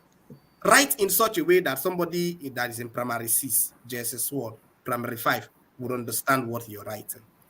You don't need to be impressionistic about these things. Thank you. Okay. Dr. Ozon, did you want to also contribute to the question? Yeah, maybe a little bit, because I didn't understand what they meant by our own language. Can you hear me? I can ask it again. I think the person meant, if you use some software, Yeah, you'll say yeah. British English, US English, Nigerian English. I So doesn't mean- understand. I understand. But then when you're writing, you're writing to a global audience. But also, you're not even, it should be like simple English. You're not even supposed to use all those big grammar and all that, so that we don't misunderstand you. You understand? You use simple English so that whoever, who your audience is. Even if it's a research you conducted in Africa and your audience is Africa, it's someone else from somewhere may, come across your paper and then they're interested in it. So if we start doing that, our language thing, it won't work now, because it's great. You understand? When you do all these reviews, you sometimes we'll just say, please find someone to, look at it and the grammar and, do it, change it a little bit so that it's at a level everybody can understand it. So imagine that I'm just writing it in a way we understand. How is that going to come out? How would that look when it's published? And if everybody is writing paper the way they understand. So it's simple English, it's universal. You're writing to a global audience. Let's just get it to a level where everybody can understand it, if you understand what I mean. Yeah. Sorry, would you forgive me? I have a question for little doctors, because I'm not controversial, but I really want to play the other side. Everything's just going well. Let me play the other side. So, Dr. Ago said he does research to change policies. Now, if your audience are politicians, so if your audience are that, you should know your audience. And you start writing one big English or one global English. I know it's good to write global, but if the people you want to write for to make the impact do not understand your English, you think they will make that change you want them to make, or you have to go back and go and explain your research to them? So don't you think the school of thought that says write in our English is still making sense?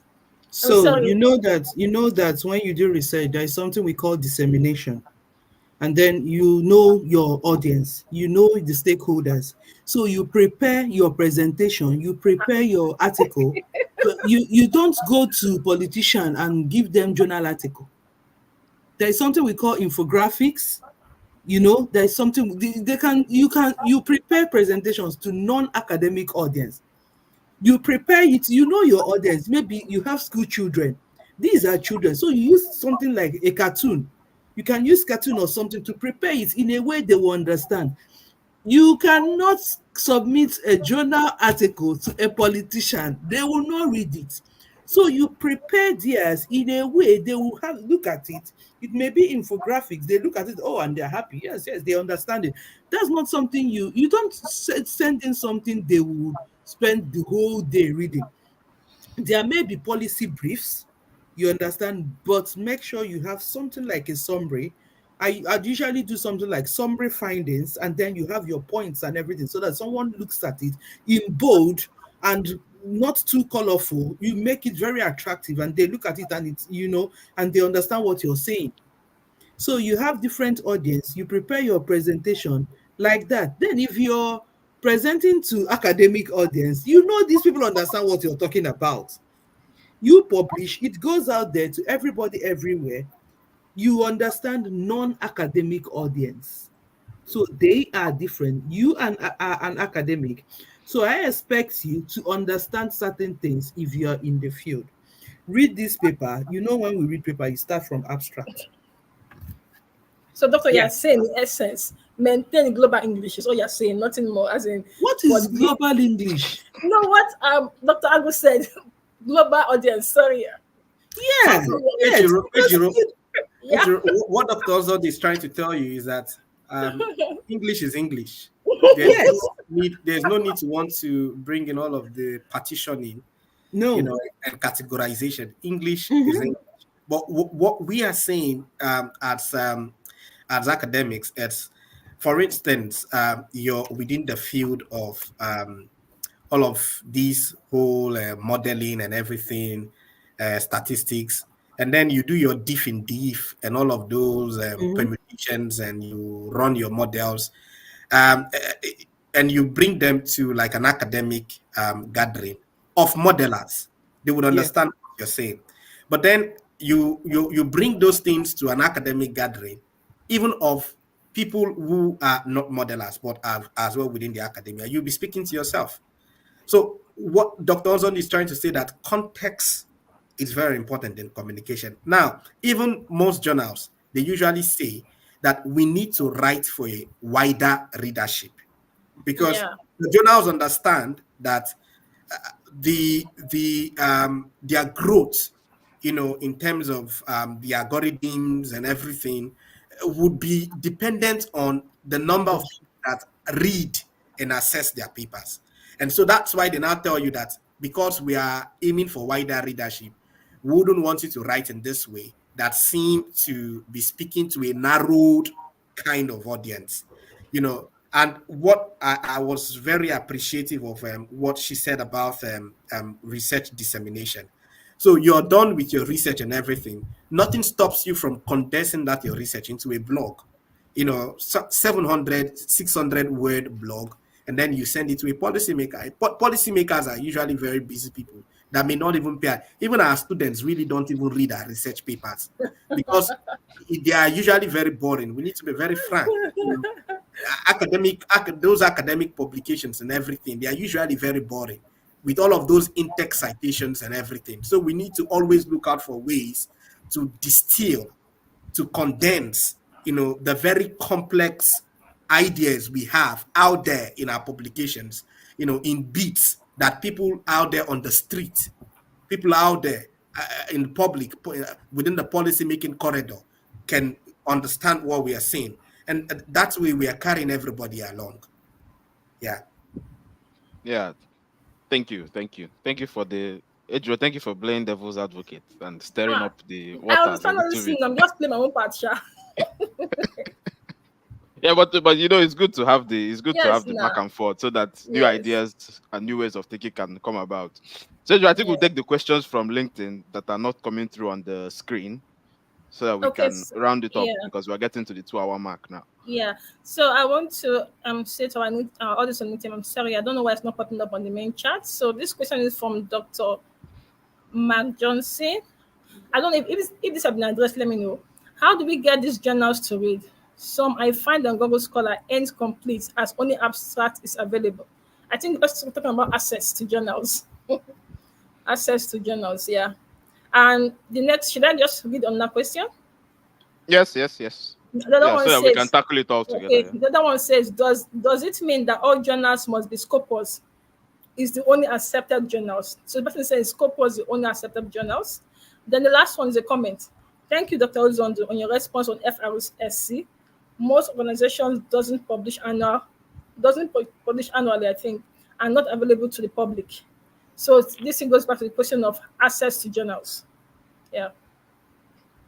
Okay, so let's start from the first one, which is Yeah. asking. Okay, let's start from the one about Scopus. Is Scopus the only? Because I know Dr. Prince said it's like the global standard. So let Dr. Ozondo now answer this one, since Dr. Prince has talked about Scopus before. Yeah, I think he is very well grounded in that, but no, it is not. I think he has also made suggestions on where you can start, but the point is that if you're going to do something, do it well.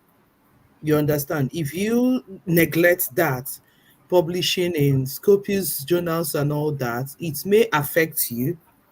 You understand what I'm saying? So you starting off, and then you should keep your eyes on that because that is globally accepted. That can take you anywhere. You understand? Sometimes maybe in the universities, like for example, in most of our universities back home, they're still struggling. Universities are still struggling to get lecturers and researchers to publish in these journals. So most of them still use predatory journals and all that. But if you're looking outside of that environment, then you need to step up, because once you leave that look, I'm not calling it local environment, once you leave that environment, you're competing with people who are publishing in these high ranking journals, and that's where that's where you should be focused on. Okay, thank you, thank So you. can I add something on Onyebuchi? So Yeah. what Dr. Zonde has said explains everything. It's dependent on where you have your eyes on. You want to win grants, you want to get some kind of advanced fellowships, you want to get some, they would go check your Scopus profile. They would just do a Scopus search on you to know where you are, how many articles do you have, that have been published in Scopus. And you can imagine you're competing with like 100 persons and 90 persons are there, or something. And then then they look at you and they see that you've published in one predatory journal or one journal that is not indexed somewhere, and you think that they would look your way when you have people who are up there, with Scopus papers of like 10, of like 11, of like 5 even, you know. So it's I know some schools in Australia that would say for you to even get a PhD, for you to get a PhD scholarship or something, you must have published one paper in a Scopus indexed article, and they are very insistent on that, and all that. So it's very important. Like as she said, where do you have your eyes on? Do you want to play local? Do you want to be at that level where you're competing with people, from other parts of the world? You're competing with high level achievers.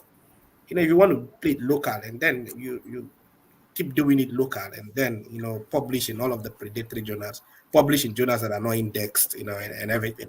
I publish in some. I know there's one of our journals, in Africa. It's coming up. I've published in that journal. Though they pay, why I publish there is that they pay attention to peer review, and I know that journal is going to grow. I think currently they've now been indexed in AJO, that is African Journal Online, and I know they've put in for Scopus to be indexed by Scopus. And so why I would send my paper to them in the first place, besides the fact that it's a way of me encouraging that journal, because when people see Prince, who is a well-published scholar, is publishing in this journal, they would equally want to publish there as well. And I'll be happy tomorrow that my publication, and of course I even review for the journal as well. It's part of the whole efforts made to contribute to the growth, of the journal. Just I'll be happy, just just and before you continue, sorry, because someone's asking what is peer review. so peer So review. So peer yeah. review is like when you send. So Emmanuel, when you send a paper to a journal, the editor of the journal will first of all look at your paper to know if it is worth paying attention to. There are certain criteria to look. They want to look if you paid attention to the house style of the journal, if your paper is saying something new, if you have your presentation is fine and something, and so it passed what we call the editorial desk check. Otherwise, you'll be given a desk rejection. That means the editor wouldn't even send the paper to a peer review. The editor will just send you a rejection email or something. Now, when it advances to peer review, the editor looks out for 2 or more experts within that field that you've written on and invites them to have a look at this paper. And so when the peer reviewers would look at the paper, if you're writing rubbish, you'll see that most of them would all say, this is rubbish. And then the editor gets back to you and say, my friend, you've written rubbish, goodbye. And then you take your rejection and you go in peace. If the peer reviewers look at it and they're like, this guy is saying something new, but then the presentation is not so fine, they would all give copious comments and everything. And that is what will earn you what we call major revision. Sometimes the peer reviewers will look at it and say, oh, I think a little bit of here, a little bit of there, and then it comes to you back with what we call minor revision. And the one that never happens is that all the peer reviewers say, oh, excellent, excellent. And then the editor comes back to you, will say, we'll publish as it is. It never happens anyway, but it's there. There is room for that. But however, all of these things I've said could take up to like 6, 7, 8 months. That's why sometimes even 1 year, sometimes even more than 1 year. And so that's why sometimes publishing in such journals usually take a lot of time, because even those peer reviewers are human beings, are academics, they are very busy people. So for you to get them to peer review an article, it's going to really take a lot of time. I think that should explain what peer review means. Yeah. We're about to finish because I think we've gone beyond the time, and I thank the speakers for being very patient and being very active here. What we're going to do is this. We're going to close with one question each. So instead of the normal closing remarks, because of the time, I'm going to give one question to Dr. Zondo, and then she will answer the question, and that will be her closing remarks. And I'll give one question to Dr. Prince, and he will answer the question, and that will be his closing remarks. Yeah, At least it should be. Yeah, businessman. And the answer should be very brief so that we can close out. Ejiro, just before that, have we satisfied the questions from LinkedIn? Just to be sure. Yeah. I know. Yeah. Okay, so we've satisfied the questions from LinkedIn. So this is how we do it. So ladies first. So Dr. Zondo. We have 4 questions. Okay, I'm picking one. That's great. Yeah. Yeah. I see the missing question. So we have this question. Okay, no, sorry, this is a comment. That's not the one. This is the question. Yes. Can rejected papers be worked on, restructured, and resubmitted? Please elaborate on publishing book chapters, because I think you talked about, when your paper is rejected, you can look at it, rework it, or publish it as a conference proceeding, or publish it as a book chapter. So you can take this question, and then you can provide any closing remarks you want to provide, and then we'll move over to Prince, and then we'll close out for today. Hope that's fine with everyone. Yeah. Glory. So absolutely, you can resubmit rejected papers. So what you do, don't send it back to the original journal, because it's going to, I don't know. So what you do is take into account, look at the comments, work on the comments, make sure you work on the comments. If they are relevant to your paper, consider them and try to improve the paper. If they are not, please do not allow any reviewer make you deviate from the aim of your paper.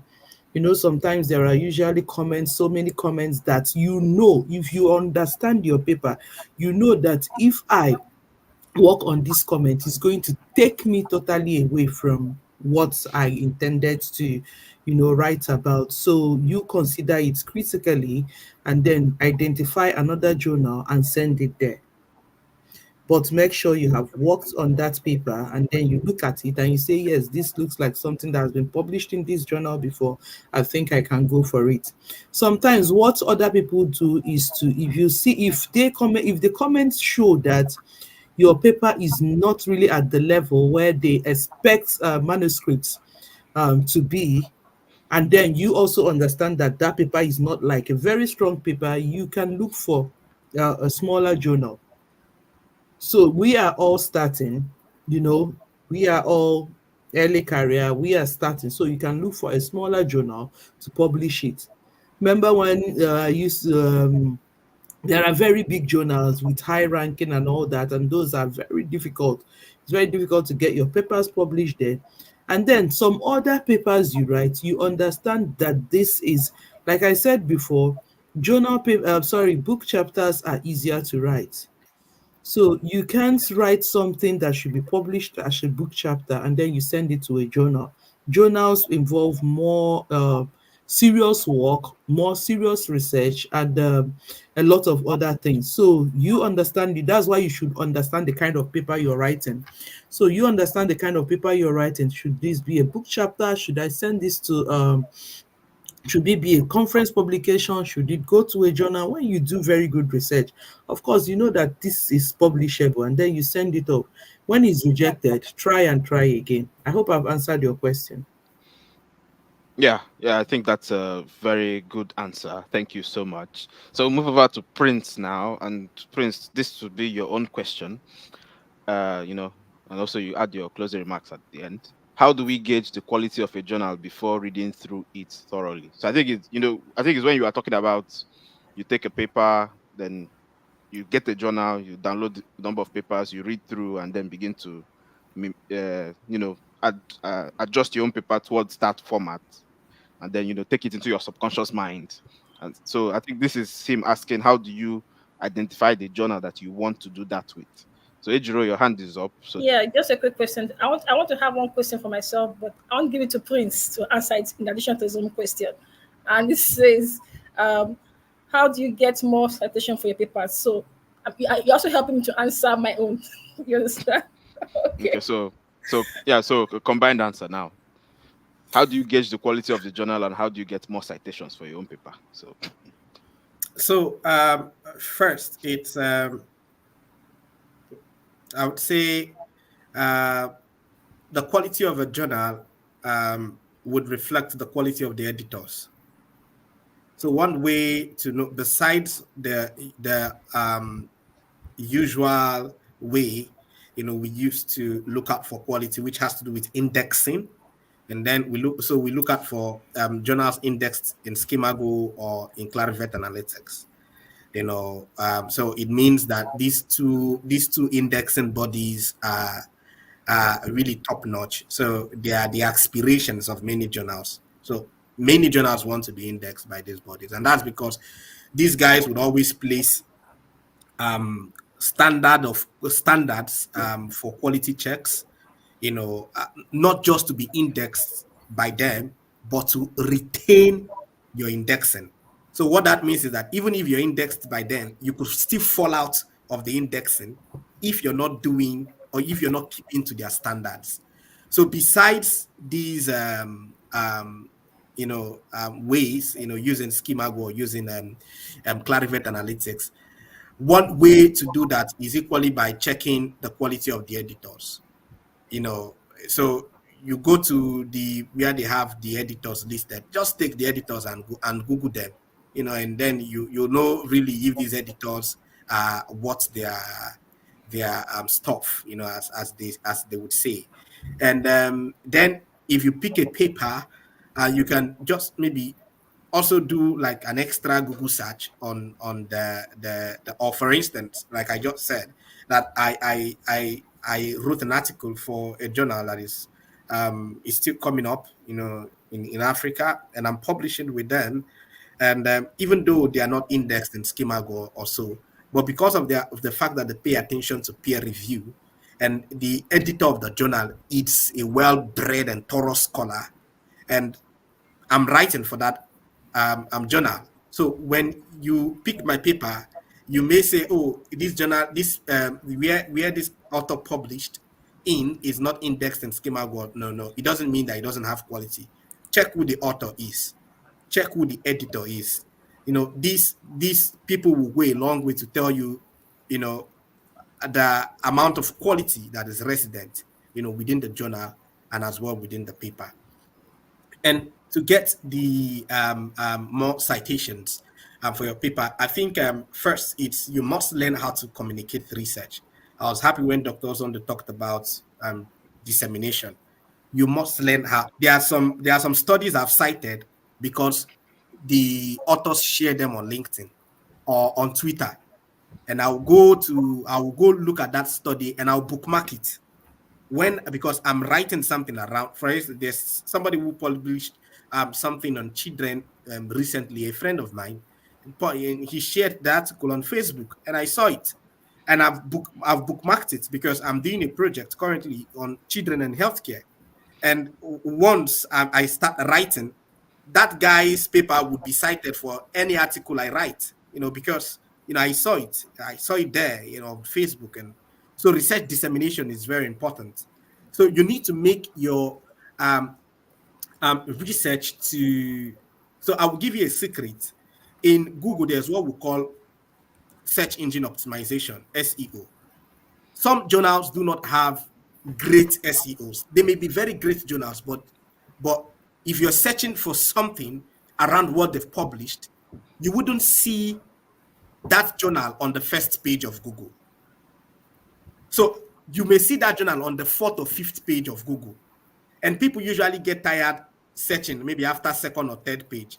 Funny enough, even when you go on ResearchGate and you're searching you go on Google Scholar, that journal, you wouldn't even see it on the first page of Google Scholar. That's because of the search engine optimization of that journal isn't that high. Now, what is the hack? The hack is upload your articles on ResearchGate. ResearchGate has a very high search engine optimization. So if you're searching for something around an article that has been published and that article is on ResearchGate, even if the journal, the journal has in that article doesn't have a high SEO, meaning the journal wouldn't be on the first page, on the second page, or on the 3rd page of Google. But if you upload your paper to ResearchGate, ResearchGate has a way of always appearing on the first page of Google. Check it. So that's the hack. So to increase citations for your article is to be able to increase access to your articles. And then some of you upload article on ResearchGate or some. So even when you're uploading an article on ResearchGate, please be mindful. It is not right to upload the full article, especially when you've published on subscription, under subscription. So you don't upload your article as full article. You upload your article as private article. So what that means is that you may have private requests for that article, and then you're able to share the article with the person. So you upload as private, not as public text. I repeat, you upload as private text, not as public text, especially if the article you've published is not open access, so that people will not go and hold me tomorrow and say that I'm saying something, unethical, on Ejiro's show. So you upload your article as private full text. ResearchGate makes provision for that. And why they make provision for that is not to breach copyright principles. So copyright principles wouldn't permit that. But however, when you upload as a private full text, somebody would search your article because of the fact that it is on ResearchGate. ResearchGate would always bring your article to Google's first page. And so the person wants to download it but cannot download it. ResearchGate has a provision where the person can send you an email to a message to say, please, I'm in need of this article. Because you've uploaded on private full text, you just go and reply to that person using the private full text, and you will send directly to the person's message, so the person gets it. The reason why we do it, this is the humanity side of our work. We know that some people can't pay that amount of money to access that paper, but then we are able to help, to give the person the paper to say, okay, you can use this and and all that. So increasing citations to articles depends on how much of access people would have to that article. Not so many persons would have money to pay for open access. So you need to, publish, put out your articles out. Don't joke with ResearchGate, I'll repeat. ResearchGate would always bring your articles to the first page of Google. And that is how one way you increase access. And when you've uploaded your article as a private full text, you can use that to also give to people. And again, too, when you're working with, always talk about your research. Feel free to talk about your research with people and everything. And these guys would, go a long way to cite you. And I that person would ask this question around citations. It's very key. Citations are equally used to measure the quality and the substance of a scholar. Thank you so much. Okay, thank you. So I think that brings us to the end of today's program. It's been a long one. There's been a lot to discuss. There's a lot that has been said, and there's a lot that has remained unsaid. And so we might have to, organize a second session again. Gloria, in her proactiveness, has reminded us that we have a Q&A tomorrow, and she has noted down questions that she's going to bring to tomorrow's general Q&A. So Ejiro, just take note because you'll be there at tomorrow's Q&A. I may or may not be there. I don't know. So just to also let the audience know that after our sessions on Saturdays, if there are pending questions, but I would also say go and do some research between now and tomorrow's Q&A so that you can get some context when it's being discussed during the Q&A. And then on Sundays we have the general Q&A, so you can ask whatever questions bordering on what was discussed on Saturday or what was discussed in any previous session or any general question that you have from anywhere. So because of time, we won't be going back to closing remarks. So I would just say thank you to everyone. I appreciate the speaker staying on for more than the budgeted time and still releasing a lot of value. Can see Prince drinking water because he has said a lot, so I don't blame him at all. Yeah, it's been a very good one. I've enjoyed the discussion myself. Ejiro, you're muted. I know you're trying to say something, but you're muted. I want to say I learned a lot. So honestly, my research experience journey is just starting, so I learned a lot. But I want to also add this to our audience now, and if those are going to watch the recording, that with this session, they didn't just teach or give us exposure on how about research, writing, and funding. They also shared like resources, like you mentioned, some sites and some things. So I think this is a very very practical and valuable section. So let's take take advantage and learn so that we can become like Prince Agua and Dr. Ozondo. So yeah. Okay. So on that note, I would say thank you to the speakers. Ejiro, thank you for being here and being in the background at the beginning, making sure things are working. Thank you to the audience for participating, very actively. Your questions were very good, very objective, very straight to the point. They've made the discussion very wholesome. And thank you to anyone that is listening to this recording later on. You can always reach out or you can always join a future Q&A session if you have any follow-up questions. If there are questions that you have that we cannot answer ourselves, we'll try to reach out to the speakers and get feedback for you as well. So I see a lot of people saying yes to a second session in the chat. So we'll try to facilitate that. I know our speakers are always willing to give out as much value as possible. So thank you very much, and good night or good day wherever you are, and have a wonderful weekend. Thank you, and goodbye. Bye.